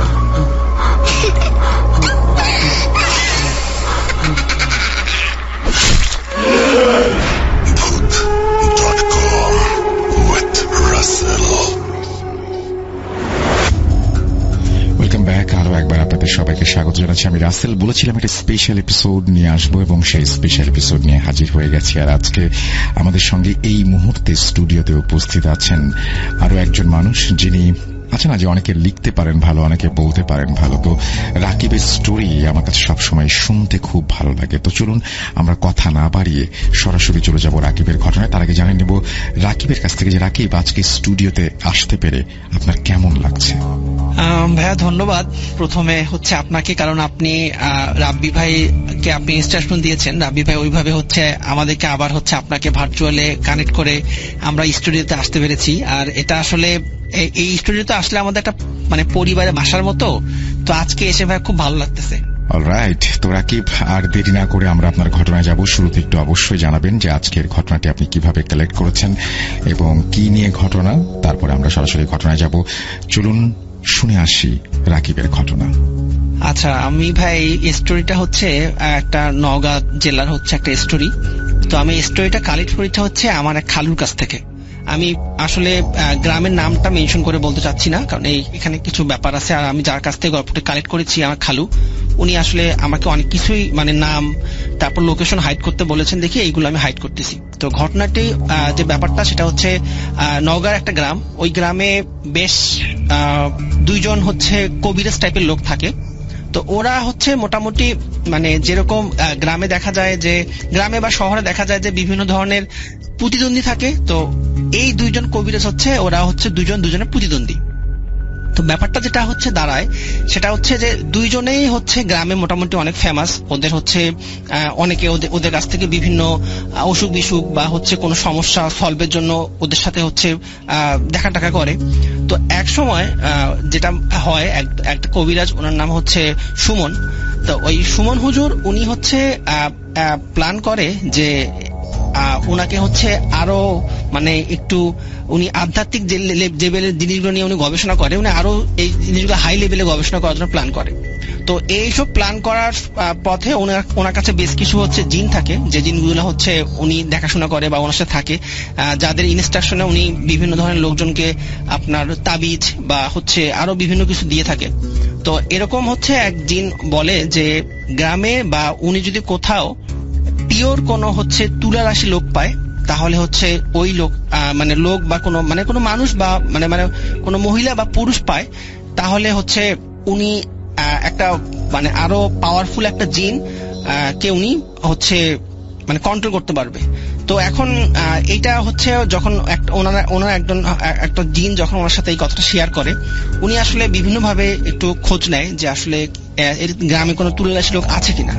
তো উনি হচ্ছে অনেক প্রায় 2-4 বছর থেকে এটা নিয়ে অনেক মানে ট্রাই করে যে মানে পিওর তুলারাশি লোক লাগবে।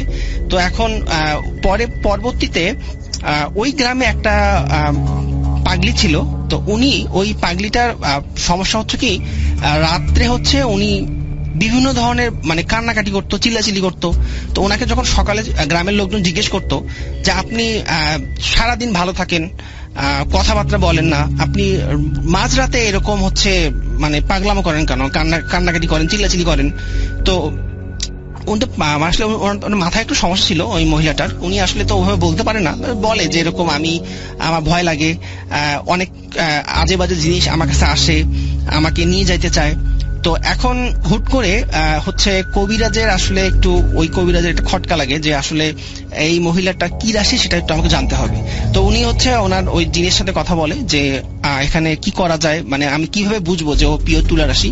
তো উনি তখন আরেকটা হচ্ছে মানে সন্ধান দেয়, সেটা হচ্ছে যে মানে একটা ওনার আরেকটা হচ্ছে ওই জিন বলে যে আমি মানে এমন একটা মানে আমি কোনো মানুষ বা হচ্ছে কোনো পশু পাখির মানে রূপ ধরে ওই মহিলার কাছে যাব না, আমি পুরো অদৃশ্য আকারে ওই মহিলার কাছে যাব। তারপরে যদি ওই মহিলা আমার কোনো কিছু আমি যে একটা অস্তিত্ব আছে বা আমি একটা জিন যে ওর সামনে আসছি যদি বুঝতে পারে, তাহলে বোঝা যাবে যে মহিলাটা হচ্ছে পিওর তুলা রাশি। তো তারপর আসিফ ভাই যেটা হয় সেটা হচ্ছে এরকম রাত্রেবেলা ওই হুজুরের হচ্ছে সুমন হুজুরের হচ্ছে জিনটা ওই পাগলি মহিলাটার কাছে যায়। যাওয়ার পর মহিলাটা অনেক চিল্লাচিল্লি করে, অনেক ভয় পায়, এবং মহিলাটা এত ভয় পায় ওই পাগলি মহিলাটা ওখানে সেন্সলেস হয়ে যায়। সেন্সলেস হয়ে যাওয়ার পর ওই হুজুর আবার ওনাকে হচ্ছে ঠিক করে, এবং গ্রামের লোকজনকে এমনি বলে যে আসলে উনি ভয় টয় পায়, তো আমি একটা কাজ করি, ওনাকে হচ্ছে আমি অন্য কোথাও রেখে আসি। তো গ্রামের লোকজন আসলে রাজি হয় না, যে না ওনাকে আমরা দেখি অনেক বছর থেকে এই গ্রামে থাকে, ওনার হচ্ছে অন্য কোথাও যাওয়ার দরকার নেই। তো তারপর আসল ভাই ওই হুজুর মানে ওই জিনের সাথে হুজুরের কথাবার্তা হয়। তো ওই জিন বলে যে ওই মহিলাটার মানে শরীরের মধ্যে একটা হচ্ছে কোনো একটা জিন পজেস্ট করতে হবে, পজেস্ট করে মহিলাটাকে মেরে ফেলতে হবে। মেরে ফেলার পর মহিলাটার হচ্ছে মাথাটা হচ্ছে মানে হুজুরের লাগবে, মানে এইটার মাধ্যমে উনি একটা আরো পাওয়ারফুল হচ্ছে জিন উনি কন্ট্রোল করতে পারবে। তো এখন ওই হুজুর বিভিন্ন ধরনের হচ্ছে কুফরি কাজ করে মহিলাটাকে হচ্ছে আরো মানে পাগল বানিয়ে ফেলায়। তো এক পর্যায়ে ওই হুজুর সিস্টেমে মহিলাটাকে ঢাকায় হচ্ছে উনি মানে শিফট করে। ঢাকায় শিফট করার পর আসলে মানে ওই হুজুরের প্ল্যান ছিল যে যেভাবে হোক হচ্ছে ওই মহিলাটাকে মেরে ফেলবে। তো এক সময় একটা জিন পজেস্ট করার পর, যেহেতু মহিলাটা ওনার একটু মাথায় সমস্যা ছিল, তো জিন পজেস্ট করার পর ওই মহিলাটা আসলে নিজেই রেলে হচ্ছে ঝাঁপ দেয়। রেলে ঝাঁপ দেওয়ার পর ওনার আসলে রাসেল ভাই আমি একটু বর্ণনা দিই যে কিভাবে উনি মারা গেছেন। সেটা হচ্ছে ওনার বুকের উপর দিয়ে হচ্ছে রেল লাইনটা চলে গেছে। তো ওনার আপনার হচ্ছে মানে উনি 3 টুকরো হয়ে গেছে, মানে ওনার হচ্ছে বুকের এক সাইড, আপনার হচ্ছে মাঝখানে পেটটা একটা পার্ট হয়েছে, আর হচ্ছে ওনার 2 পা আর একটা পার্ট হয়েছে, মোট 3 পার্ট। তো উনি যখন রেলে কাটা পড়ার পর ওই মহিলা মানে আশেপাশে অনেক লোকজন তো জড়ো হয়, তো ওই মহিলা হচ্ছে মানে কান্নাকাটি করতেছিল। মানে উনি যখন কথা বলতেছিল কখনো ওনার ভয়েস পুরুষের মতো লাগতেছিল, কখনো ওনার ভয়েস মহিলার মতো লাগতেছিল, আর ওনার চোখ অনেক বড় বড় ছিল। তো কয়েক সেকেন্ডের মধ্যে আসলে মহিলাটা মারা যায়। তো মহিলাটা মারা যাওয়াটা রাসেল ভাই স্বাভাবিক, বাট ওই মহিলাটা যে মারা যায় ওনার চোখটা আর বন্ধ হয় না, চোখটা খুব বড় বড় ভাবে খোলাই থাকে। তো এরপর তো পুলিশ আসে, পুলিশ আসার পর হচ্ছে লাশটাকে হচ্ছে নিয়ে যায় মর্গে নিয়ে যাওয়ার পর লাশটা হচ্ছে যখন পোস্টমর্টম হয় আর হচ্ছে লাশটাকে যখন সেলাই করা হয়, তো তখনও যে ডোমরা ছিল ওই ডোমরা লক্ষ্য করে যে কে যেন আশেপাশে কথা বলতেছে, মানে গুনগুন গুনগুন কথা বলতেছে। যদিও ডোমরা হচ্ছে ওরা লাস্ট যদি কোন লাস্ট ওরা যখন এরকম কাটাছেড়া করে ওদের অনেক প্রসিডিং আছে, কিন্তু তারপরও মানে যেখানে ডোমরাও একটু ভয় পেয়ে যায় যে আসলে কথা বলতেছে কে। আর আরো সবচেয়ে বড় ব্যাপার হচ্ছে আসলে মানে স্টিল এখনো ওই মহিলাটার চোখটা এরকম বড় বড় লাল, তো মানে পুরা মানে চোখটা পুরো ওপেন। তো এটাতেও আসলে ডোমরা অনেক ভয় পায়, ওরা কোনোভাবে হচ্ছে লাশটাকে প্রসেসিং করে। তো এখন এই হচ্ছে মহিলার কোনো মানে সন্ধান পাওয়া যাচ্ছে না, যে আত্মীয়কে ঢাকার লোকজন জানেও না। তো এই ব্যাপারটা তো আসলে ওই সুমন হুজুর জানে। উনি কিছুদিন পর হচ্ছে আপনার পুলিশের সাথে যোগাযোগ করে, পুলিশকে বিভিন্ন ভাবে কনভিন্স করে যে এটা হচ্ছে আমার আত্মীয়, আমি গ্রামের বাড়িতে নিয়ে যাব। তো উনি ওনাকে বিভিন্ন প্রসেসিং এ আসলে লাস্টটা ওনার কাছে হ্যান্ড ওভার করা হয়। তো হ্যান্ড ওভার করার পর রাসেল ভাই আসলে সুমন হুজুর খুব একটা ওরকম মানে টাকাওয়ালা লোক ছিল না, বরং টাকা পয়সা সেরকম ছিল না। তো উনি প্ল্যান করে যে লাশটাকে হচ্ছে ট্রাকে নিয়ে যাবে। তো উনি লাশটা যেহেতু বেশ কয়েকদিন হয়ে গিয়েছিল লাশটা মারা যাওয়ার, তো উনি ওনার প্ল্যান ছিল যে লাশটাকে উনি হচ্ছে নিয়ে গিয়ে তারপর হচ্ছে মাথাটা মানে একটা খন্ড করে বাকিটা হচ্ছে উনি কবর দিয়ে দেবে, আর এটা হচ্ছে গ্রামের লোকজনের অগোচরে, মানে গ্রামের লোকজনকে বুঝতে দেবে না। তো উনি আসলে বিভিন্ন ধরনের ট্রাক তারপর হচ্ছে বাসের লোকদের সাথে কথা বলে, কিন্তু সবাই যখন লাশটা দেখার পর আসলে খুবই ভয় পেয়ে যায়, কারণ মানে একটা লাশ চোখ খুলে আছে আর খুব বাজে ভাবে হচ্ছে মানে ওনার মানে চাহনিটা ছিল লাশটার। তো পরবর্তীতে হচ্ছে একটা ট্রাক রাজি হয় যে ঠিক আছে লাশটা নিয়ে যাব। তো উনি একটু টাকা পয়সা ডিমান্ড করে, বাট ওনার পরবর্তীতে উনি রাজি হওয়ার পর উনি একাই হচ্ছে লাশটাকে পিছনে নিয়ে গাড়ি মানে ট্রাক সহ রওনা দেয়। তো হুট করে রাস্তায় যে সমস্যাটা হয় রাসেল ভাইয়া, ট্রাকওয়ালা লক্ষ্য করে পিছনে খুব হস্তাহস্তি হচ্ছে, মানে প্রচুর পরিমাণে হচ্ছে মনে হচ্ছে কেউ মারামারি করতেছে বা হচ্ছে কেউ মানে কোনো কিছু এরকম খুবই হচ্ছে।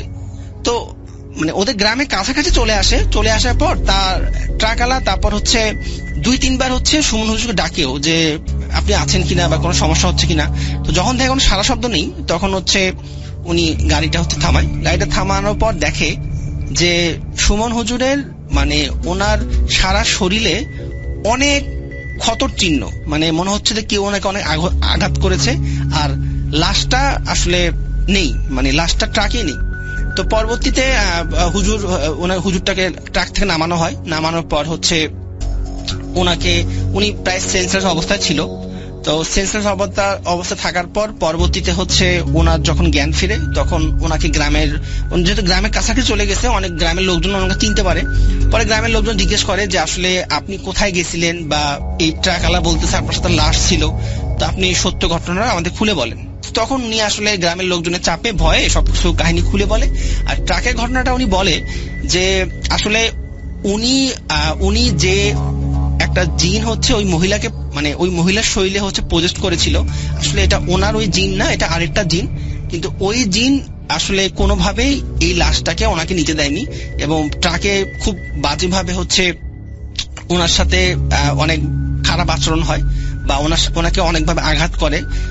এবং যে লাশটা ছিল, যে পাগলি মহিলাটা ছিল, ওই মহিলাটাই আসলে মানে ওনাকে বিভিন্নভাবে আঘাত করে। এবং কিন্তু মহিলাটা এখন মৃত একটা মহিলা, আসলে কিভাবে ওনাকে আঘাত করলো এটা আসলে মানে সুমন হুজুর মানে উনি ব্যাপারটা হচ্ছে নিজেও একটু কনফিউজ ছিল। তো এইটাই ছিল রাসেল ভাই আমার ঘটনা। সবাই অনেক ভালো থাকবেন, ধন্যবাদ।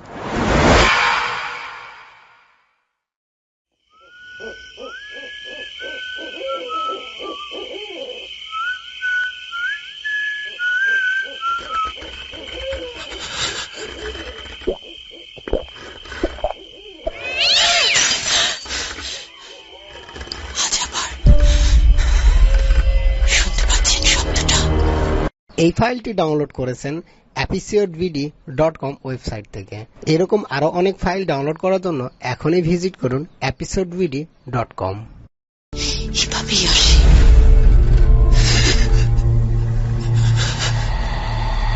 Hoot.com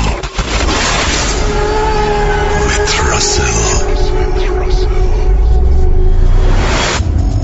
আমাদের খুবই ট্যালেন্টেড একজন ছেলে এবং আপনারা সবাই জানেন রিফাত, এবং রিফাতের সাথে আপনাদের পরিচয় অনেক দিনের, আমারও পরিচয় অনেক দিনের, অনেক একদম শুরু থেকে রিফাত আমাদের সঙ্গে আছে।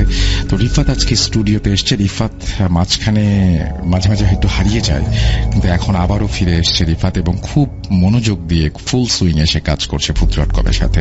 সুতরাং দেখবেন যে সামনে অনেক চমক ঘটবে এবং সবকিছু ভালো হবে আশা করছি। সেজন্য Rifat, thank you very much আসার জন্য আমাদের স্টুডিওতে, এবং কেমন লাগছে সেটা একটু আমাদেরকে জানাবে তুমি, তারপরে তোমার ঘটনায় যাব আমরা।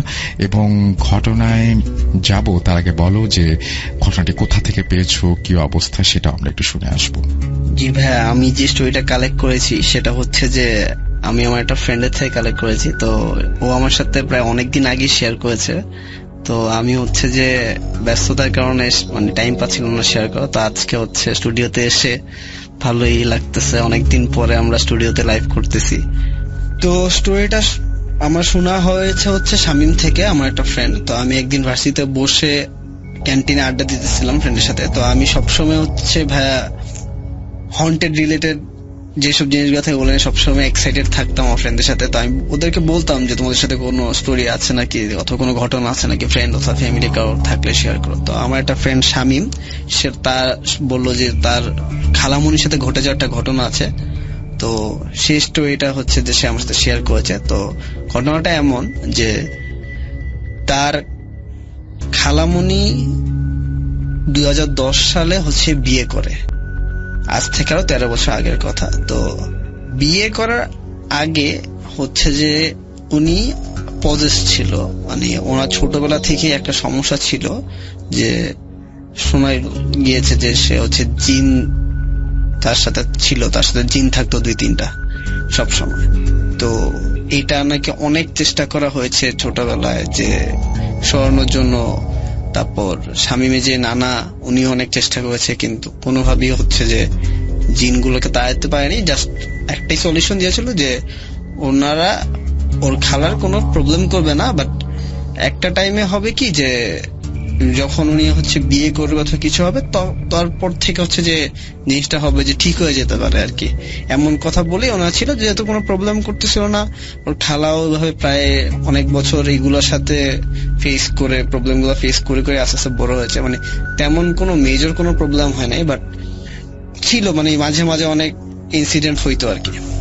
তো মেন ঘটনা হচ্ছে যে ওনার বিয়ের পরে, তো বিয়ের পরে যে ঘটনাটা সেটা হচ্ছে যে বিয়ের ঠিক 2 বছর পরে ওনার একটা বেবি হয়, মানে শামীমের একটা খালাতো ভাই হয়েছে, যার নাম রাখা হয়েছিল ইব্রাহিম।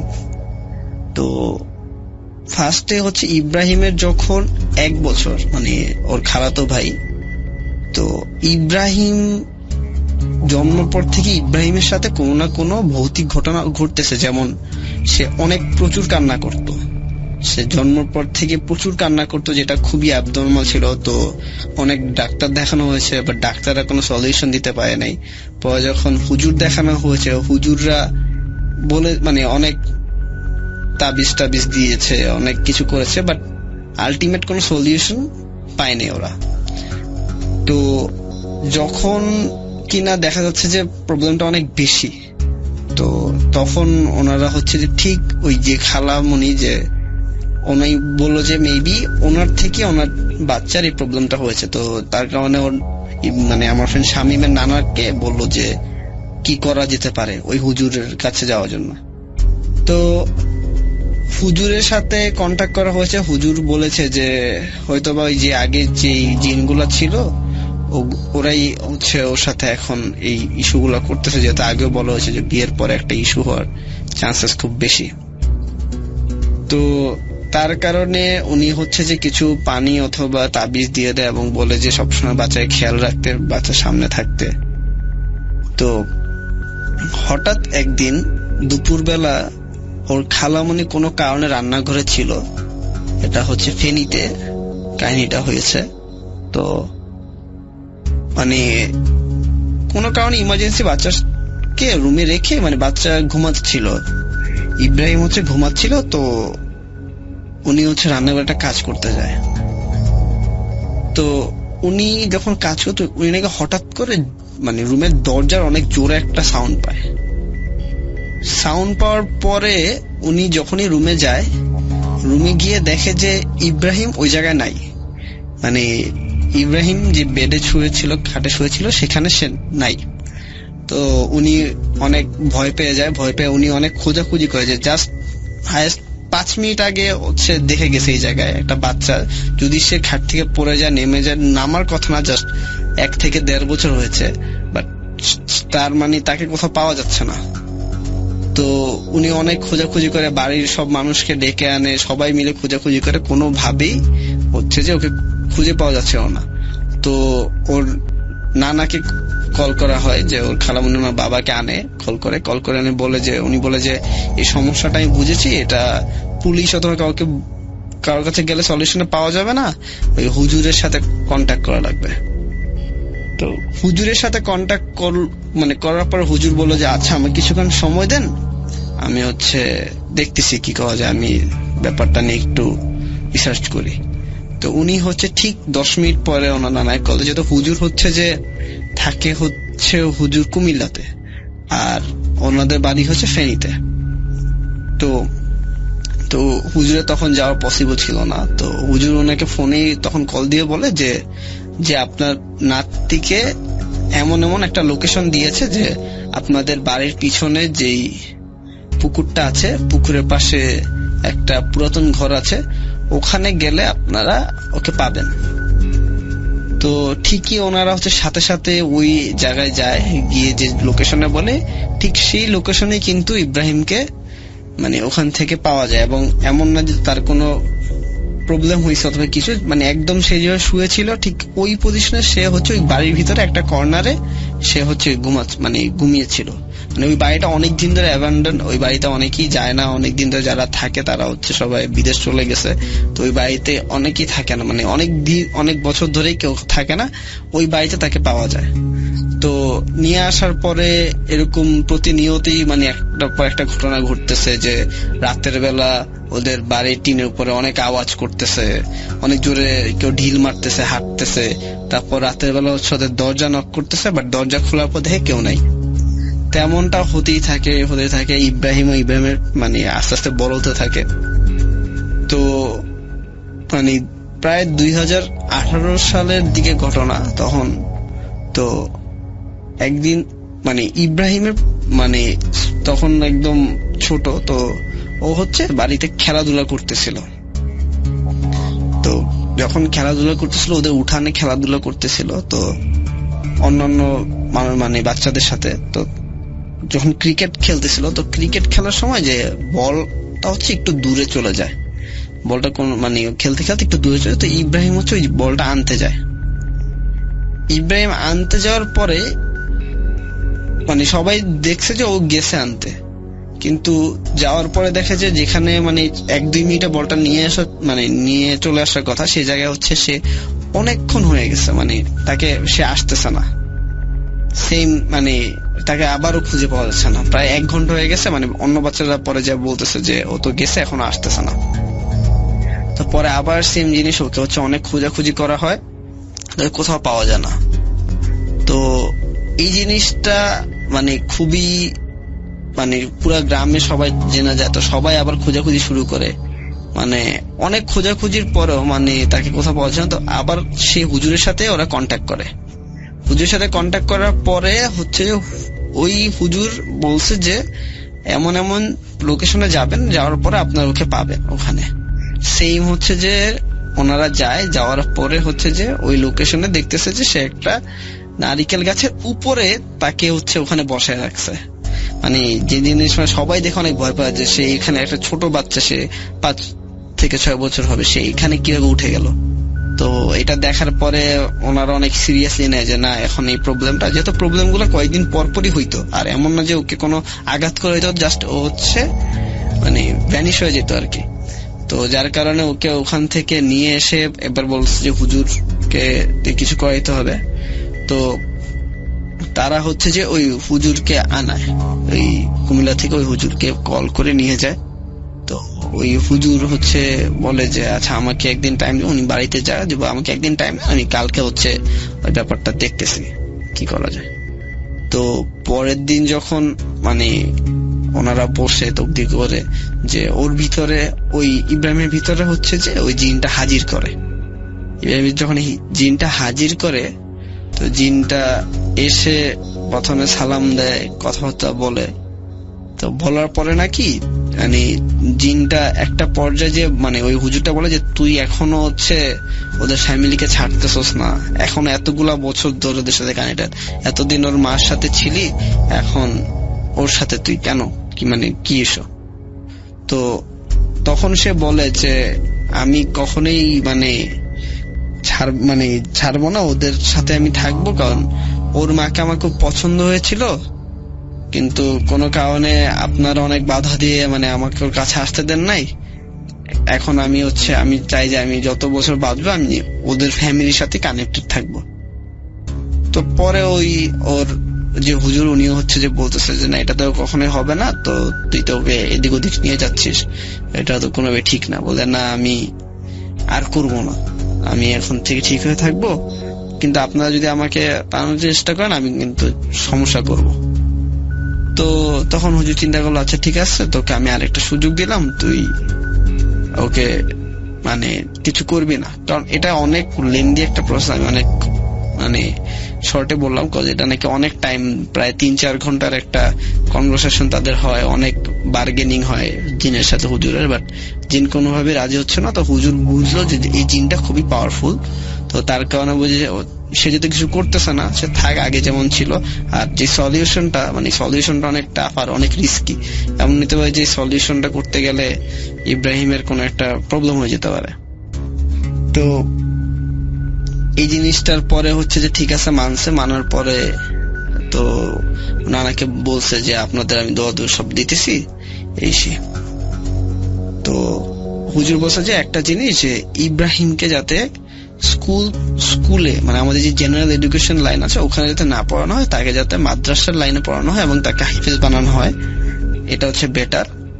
মানে একটা সলিউশনের মতো দিছে যাতে তাকে মাদ্রাসা লাইনে পড়ানো হয়। তো ইব্রাহিমকে নর্মালি ওই পড়ানো শুরু করছে। তো এই থেকে তারপর থেকে দেখা যায় যে 3-4 মাস ঠিক থাকে, 1 বছর ঠিক থাকে, হঠাৎ কোনো না কোনো প্রবলেম হয়। তো মাঝে মাঝে ইব্রাহিম বড় হইতে থাকে। তো ইব্রাহিমের বডিতে মাঝে মাঝে জিন আসে, এসে মনে করে যে উল্টাপাল্টা অনেক বিহেভিয়ার করে, সে বাসার অনেক কিছু ভেঙে ফেলে, সে টিভিতে একটু সাউন্ড বাড়ে নাকি টিভি ওই সাউন্ড নিতে পারে না, টিভি ভেঙে ফেলে, এটা ভেঙে ফেলে, ওটা ভেঙে ফেলে, এদিকে চলে যায়। এমনও একবার কাহিনী হচ্ছে যে সে মানে ইব্রাহিম নাকি 2 দিনের জন্য নিখোঁজ, পরের দিন নাকি সে আবার অটোমেটিক নিজেই তার বাড়িতে এসে পড়ছে। তাকে যখন জিজ্ঞাসা করা হলো যে তুমি কোথায় ছিলে, কোথায় গেলে, সে বলে যে আমি তো কিছু বলতে পারি না, আমি ঘুমাইছিলাম, ঘুম থেকে উঠে দেখি যে আমি অন্য জায়গায় চলে গেছি, এখন এটা কোথায়, অনেক সুন্দর জায়গায় আমাকে নিয়ে গেছে, আমাকে খুব ভালো ভালো খাবার খাওয়াইছে, আমাকে বলছে ওদের সাথে থেকে যেতে, বাট আমি অনেক কান্নাকাটি করছি, আমি বলছি না আমি বাড়িতে যাব, এই যাব ওই যাব, তারপর আবার আমাকে দিয়ে গেছে। আমি পরে হঠাৎ ঘুম ভাঙছে, আবার ঘুমাই গেছিলাম, পরে ঘুম ভেঙে দেখি আমি আবার বাড়িতে। তো কিছু বলতে পারে না। তো এই জিনিসটা হচ্ছে যে এখনো পর্যন্ত ওই ইব্রাহিমের বডিতে এখনো জিন হচ্ছে পজেসড সে। তো খুব রিসেন্ট একটা কাহিনী যেটা আমাকে শামীম জানাইছে, যে কয়েকদিন আগে রাতের বেলা হচ্ছে যে ঘুমাচ্ছিল, তখন হচ্ছে শামীম তার ওর খালার বাড়িতে ছিল, বেড়াতে গিয়েছিল। তো ওনারা ঘুমাচ্ছে, তো রাতের বেলা হঠাৎ করে নাকি দেখে যে ওই ইব্রাহিম হচ্ছে বাসায় নাই। ওদের পরে অনেক খোঁজাখুঁজি, তারপর নাকি 2-3 ঘন্টা পর খোঁজাখুঁজি করার পর দেখে যে ঠিক ওদের বাড়ির থেকে একটু দূরে যে একটা নারিকেল গাছ আছে ওইটার উপরেও বসে আছে রাতে 2টা-2টার দিকে। তো এটা খুবই ভয়ঙ্কর। গ্রামের সব মানুষই মনে করে যে সে মানে তার সাথে জিন আছে, তো তার সাথে সবাই হচ্ছে যে চলাফেরা করতে ভয় পায়, এবং মানে সবাই জানে যে ও হচ্ছে জিন দ্বারা পজেসড। আগে ওর মার সাথে ছিল, এখন হচ্ছে জিনটা ওর সাথে। তো এই জিনিসটা দেখো আমার ফ্রেন্ড যে সেও আগে কখনো বিলিভ করতো না যে এগুলো হয়, বাট ও যখন একদম সামনাসামনি জিনিসটা দেখছে তখন মানে ও বললো যে যেই গাছটার উপর ছিল এই গাছটার একটু আগে ওরা এই জায়গাতে খুঁজে গেছে, বাট ওকে দেখেনি। তো ও যখন পজেসড হয়ে যায় মানে ওর বিহেভিয়ার টোটালি চেঞ্জ হয়ে যায়। ও প্রচুর খাবার খায়, মানে নর্মাল একটা মানুষ যা খাবার খায় তার থেকে সে 3 গুণ 4 গুণ বেশি খাবার খাইতেছে। তো এইগুলা এখনো মানে এই জিনিসটা আনসলভড, এখনো কেউ সলভ করতে পারে নাই। আর মানে জিনটাকেও সহাইতে পারতেছে না, জিনটাও খুব পাওয়ারফুল, অনেকদিন ধরে আছে। তো এ আর কি, এখনো হচ্ছে ইব্রাহিম পজেসড। তো ও এখন মাদ্রাসায় পড়াশোনা করতেছে হাফেজ লাইনে। তো এটাই ছিল ভাই আমার ঘটনা আজকে জন্য। আর খুব শীঘ্রই হচ্ছে যে আমি সামনে ঈদের জন্য একটা ঘটনা দিব, প্ল্যান আছে। এটাই, thank you so much.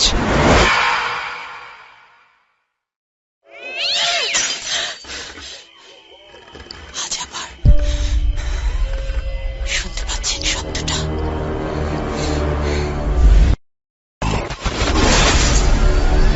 With Russell.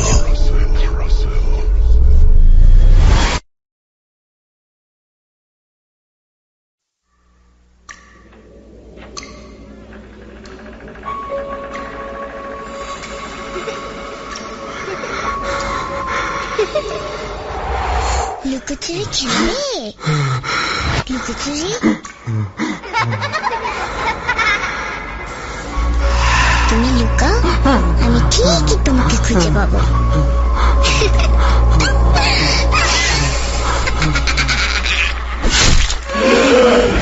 Bhoot.com with Russell.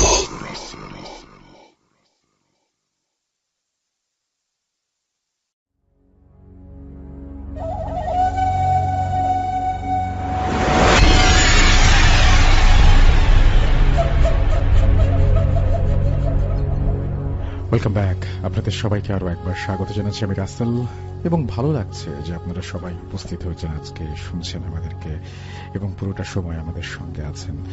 ঘড়িতে সময় রাত 1:13 এই মুহূর্তে, এবং অনেক রাত এখনো পর্যন্ত অনেক মানুষ আমাদের সাথে, এটা দেখে ভালো লাগছে।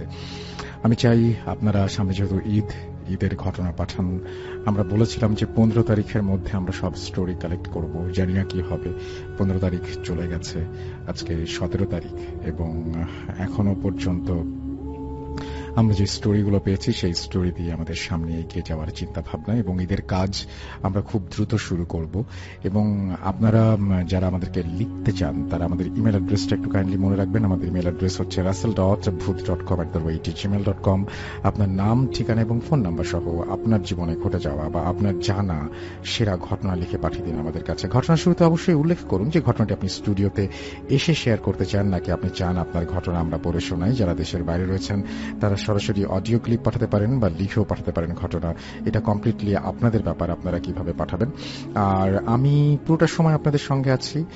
আর সামনে যে স্টোরিটা আছে সেই স্টোরিটা সম্পর্কেও আমি আপনাদের একটু জানাই যে আমাদের আরো একটা স্টোরি কিন্তু আজকের এই এপিসোডে রয়েছে। আশা করছি আপনাদের ভালো লাগছে আমাদের এই স্পেশাল স্টুডিও এপিসোড। যদি ভালো লাগে অবশ্যই আমাদের জানাবেন, যদি ভালো না লাগে তাও আমাদেরকে জানাবেন। আমাদেরকে আপনারা ফেসবুকে যেমন লিখতে পারেন, আমাদেরকে আপনারা ঠিক একইভাবে ইমেইল করে জানাতে পারেন। আমাদেরকে আপনারা সেই একইভাবে কিন্তু বিভিন্নভাবেই আমাদের সঙ্গে থাকতে পারেন। আমাদের সঙ্গে আরো একজন স্টোরি টেলার উপস্থিত ছিলেন, এবং আমাদের গেস্টদেরকে নিয়ে আসেন। তো রোমান নিয়ে এসেছিলেন, আমরা তার কাছ থেকে একটা ঘটনা শুনবো। এই ঘটনাটি আমাদের আজকের শেষ ঘটনা।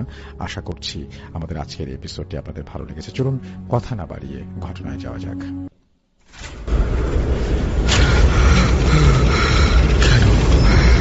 কেন তুমি আসো? আমি শুধু তোমার সাথেই থাকতে চাই। তুমি চলে যাও, চলে যাও, প্লিজ চলে যাও।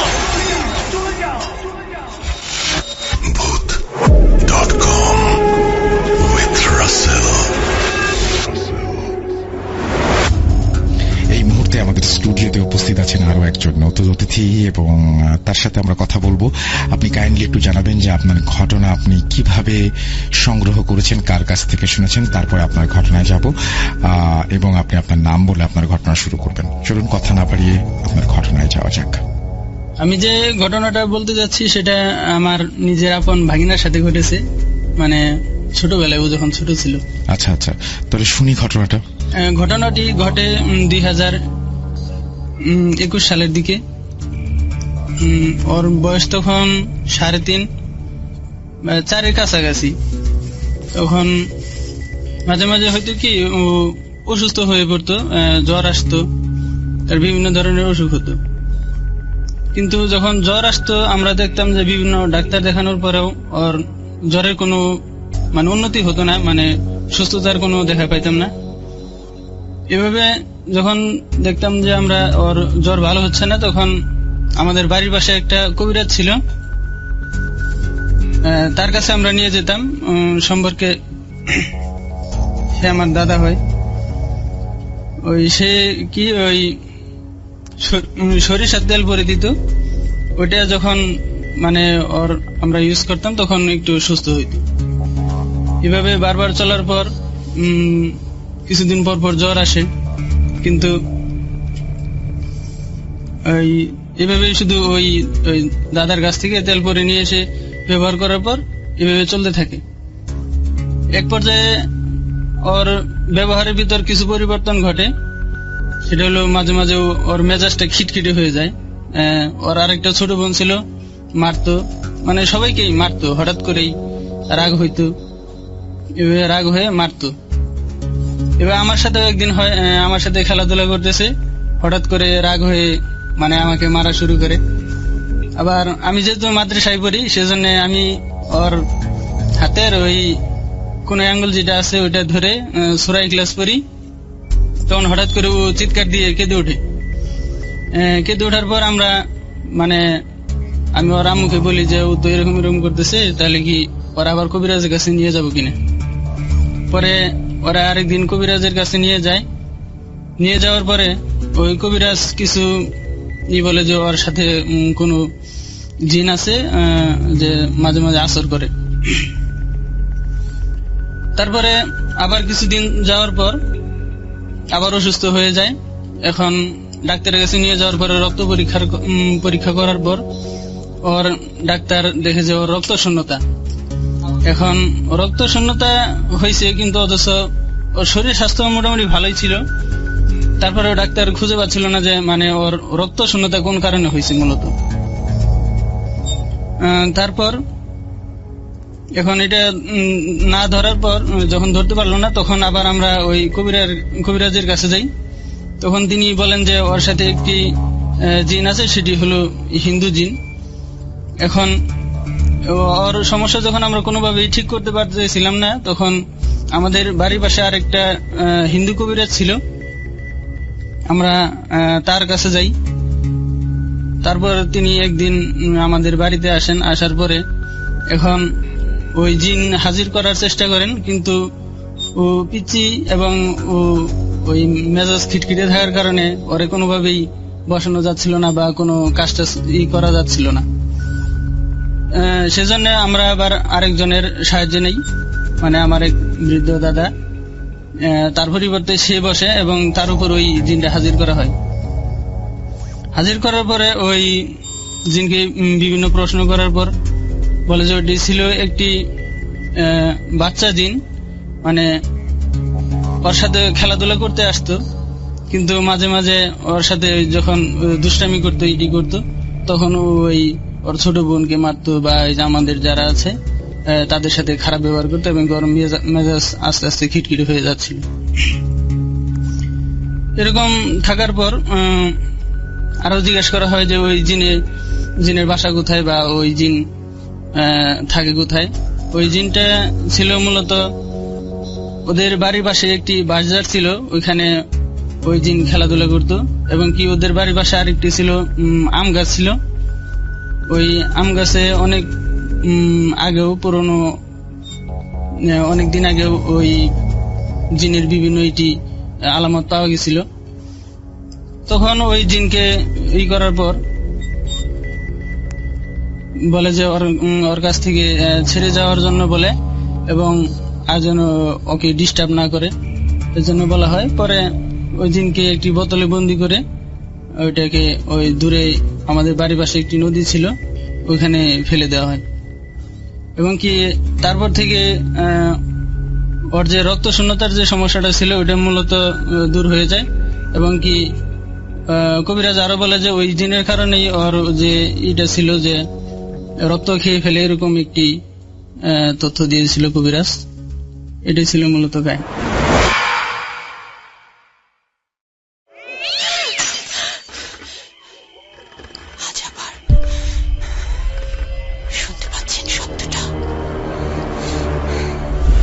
ভয়ের আরেক নাম ভূত.com with Russell.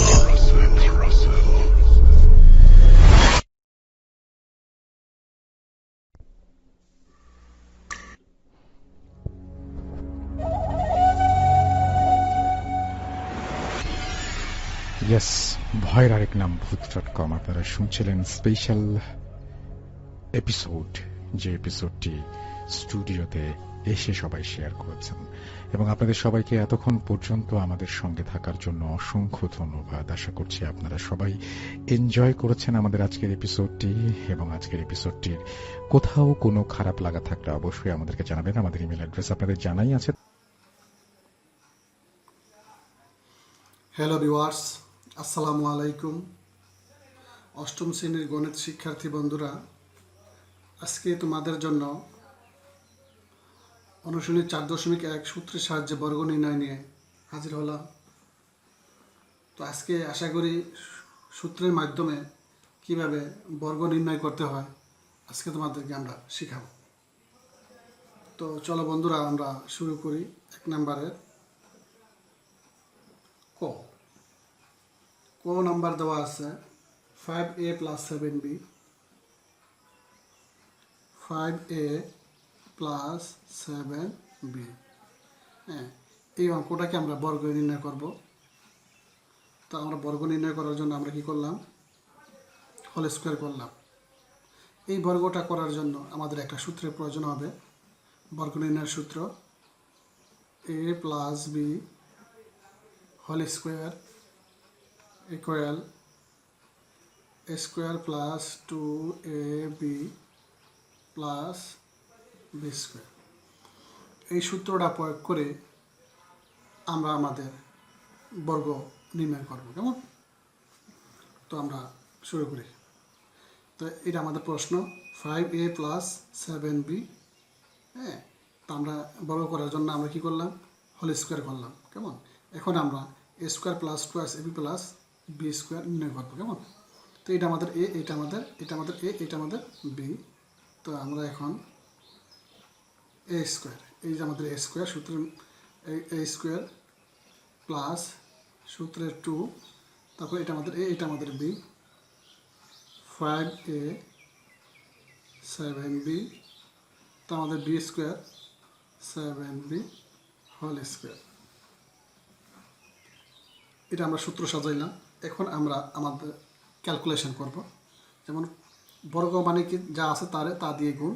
আমরা 5 দিয়ে গুণ করলে পাই 5 × 5 = 25 a স্কোয়ার প্লাস আমরা এই প্লাস থেকে এই প্লাস পর্যন্ত আমরা গুণ করব।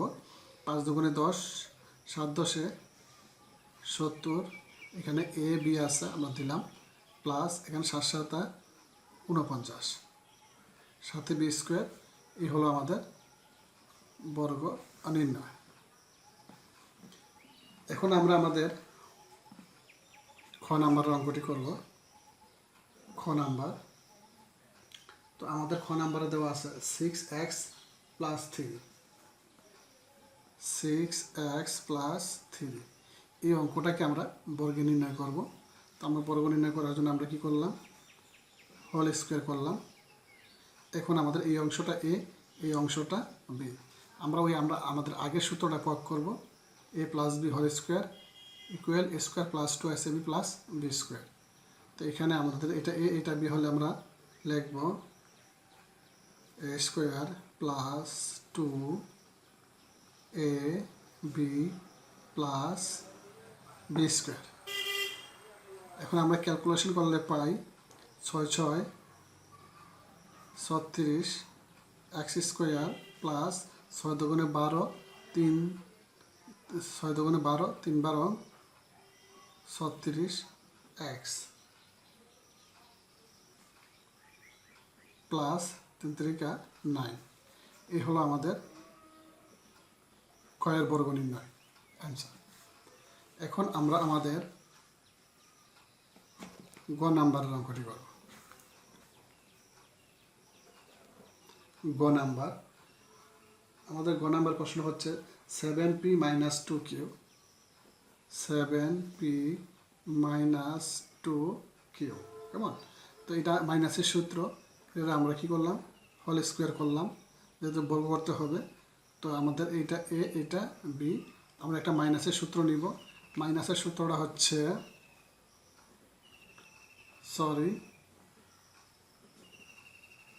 a minus b whole square equal a square minus 2ab plus b square.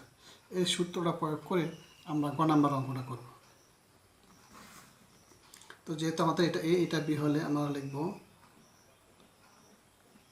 a square minus 2ab plus b square. তো আমরা ক্যালকুলেশন করলে পাই 7 7 49 পি স্কোয়ার মাইনাস 7 দুগুণে 14 14 দুগুণে 28 পি কিউ প্লাস 2 দুগুণে 4 কিউ স্কোয়ার। এই হলো আমাদের গ নাম্বারের অ্যান্সার। তো শিক্ষার্থী বন্ধুরা, আমরা যদি সুন্দরভাবে সূত্রটা মুখস্থ করে অঙ্কগুলো সাজাইতে পারি তাহলে আর কোনো সমস্যা নেই। আমাদের সূত্র ম্যাক্স করা শিখতে হবে। গ নাম্বার, আমাদের গ নাম্বার প্রশ্নটা হচ্ছে ax minus by ax minus by। প্রশ্নটা এই যে প্রশ্ন আমরা এটা হোল স্কোয়ার করলাম, হোল স্কোয়ার করার পর আমরা এখন অঙ্ক শুরু করব কেমন? তো এইটা আমাদের এ এইটা আমাদের বি। আমরা এই সূত্রটার সাহায্যে অঙ্কটা করব, মাইনাসের সূত্রের সাহায্যে অঙ্ক করব। তা আমরা করবো এ এক্স হোল স্কোয়ার, এটা আমাদের এ স্কোয়ার মাইনাস 2ax, এটা হচ্ছে আমাদের এ বি ওয়াই, এটা আমাদের বি প্লাস বি স্কোয়ার। আমরা সূত্র সাজাইলাম, এখন আমরা ক্যালকুলেশন করে পাই এ এক্স। এখানে এ স্কোয়ারটা এ পাইছে, এক্সে পাইছে, যার কারণে আমরা উভয়কেই স্কোয়ার করলাম। তারপরে এই আমরা একটু গুণ করব, তা আমরা কী পাই 2abxy, আমরা সাজিয়ে লিখলাম abxy প্লাস এই স্কোয়ারটা বি এ পাইছে ওয়াই পাইছে, তার কারণে আমরা বি স্কোয়ার ওয়াই স্কোয়ার লিখতে পারি কেমন? এই হলো আমাদের গহের x cube plus xy, x cube plus xy। আমরা এটাকে বর্গ করব, তাই হোল স্কোয়ার করলাম। এখন আমাদের এইটা এ এইটা বি, তো আমরা এভাবে লিখব এই স্কোয়ার কিউব এক্সের উপরে ছিল, তাই আমরা এভাবে দিলাম। আমরা এই যে সূত্র স্কোয়ার দিলাম, a square plus 2ab plus b square. আমরা প্লাসের সূত্র দেওয়া করছি a square plus 2ab plus b square. তো আমরা এখন লিখব এক্স 3 দুগুণে 6 x to the power 6 plus এখানে আমরা গুণ করব, তো 2 2 এক্স 3 আর 1 4 x to the power 4 y plus x, এই স্কোয়ারটা এক্স পাইছে ওয়াই পাইছে, যার কারণে এক্স স্কোয়ার ওয়াই স্কোয়ার আমরা লিখতাম। এই হলো আমাদের ও নাম্বারের অ্যান্সার। এখন আমরা আমাদের 6 নাম্বারের অঙ্কটি করব। তো আমাদের 6 নাম্বার প্রশ্নটা হচ্ছে 6 number 11a minus 12b 11a minus 12b এ হলো আমাদের প্রশ্ন। আমরা এখন বর্গ নির্ণয় করব, তাই হোল স্কয়ার করলাম। এখন আমাদের এইটা a এইটা b, হ্যাঁ আমরা এটা a ধরে এটার b ধরে আমরা বর্গ নির্ণয় করব। এটা মাইনাসের সূত্র, a square minus 2ab plus b square. তো আমাদের এটা a এটা b, তো আমরা লিখব a square minus 2ab plus b square. আমরা সাজাইলাম।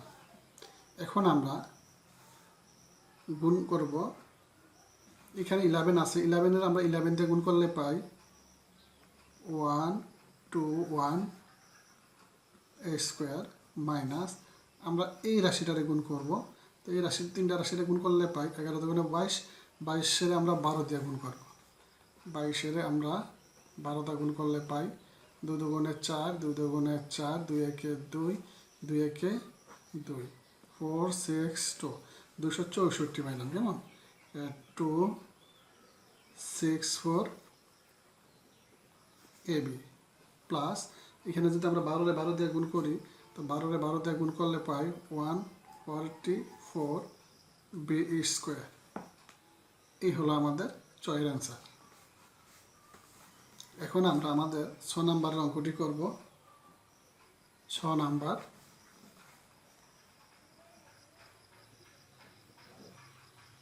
6 নাম্বার প্রশ্ন হচ্ছে 6x স্কয়ার y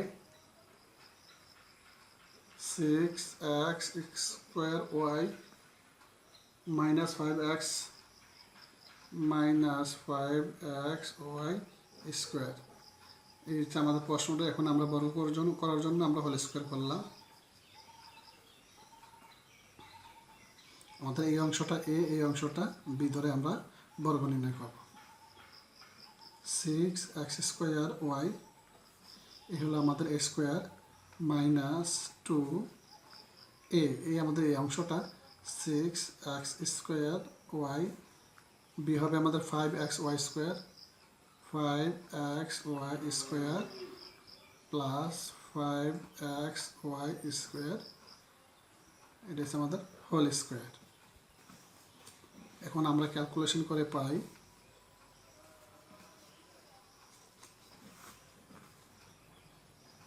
যেমন 6 6 36 xy, এখানে x এর উপর পাওয়ার আছে যার কারণে 2 দুগুণে 4 আর y স্কয়ার মাইনাস 6 দুগুণে 12 5 12 60 xy।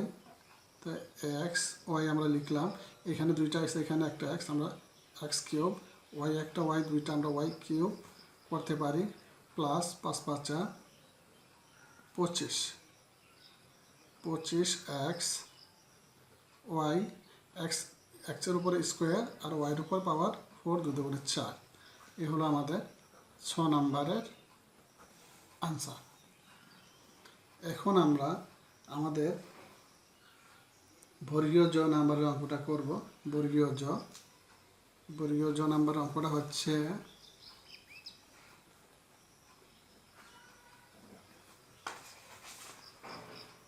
Minus x minus y minus x minus y. হ্যাঁ, এটা হচ্ছে আমাদের প্রশ্ন। এখন আমরা এটা বর্গ নির্ণয় করার জন্য হোল স্কয়ার করলাম। এখন আমাদের এটা এ, এটা আমরা বি ধরে আমরা কাজ করব। তো মাইনাস এক্স, এটা হচ্ছে আমাদের কি a square minus 2ab plus b square. তো আমরা এটা ক্যালকুলেশন করে পাই এক্স স্কোয়ার, আমাদের মাইনাসে মাইনাসে প্লাস হয়ে যায়, আমরা দুইটা মাইনাসে একটা প্লাস, তাই আমরা আর প্লাস লিখতে হবে না। তো মাইনাস মাইনাসে মাইনাসে আমরা কি লিখতে পারি, মাইনাসে মাইনাসে লিখতে পারি plus 2xy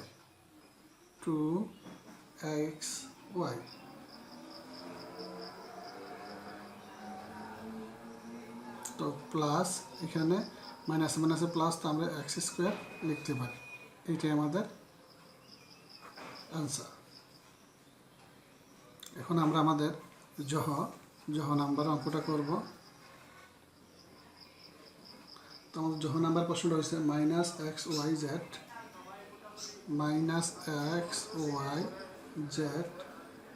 minus a b C.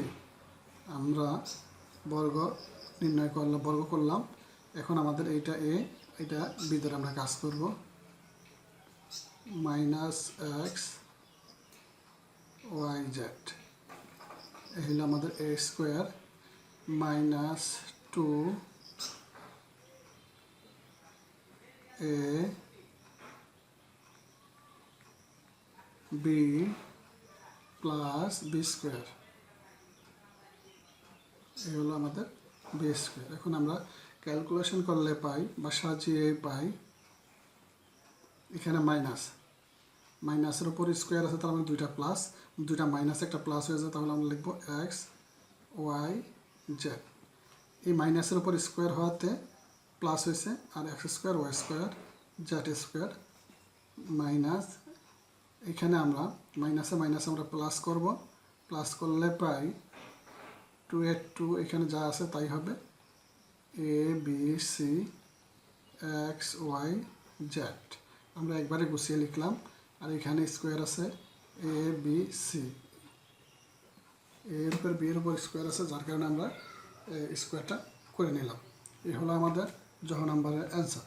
এখন আমরা আমাদের ইউ নাম্বারের অঙ্কটা করব।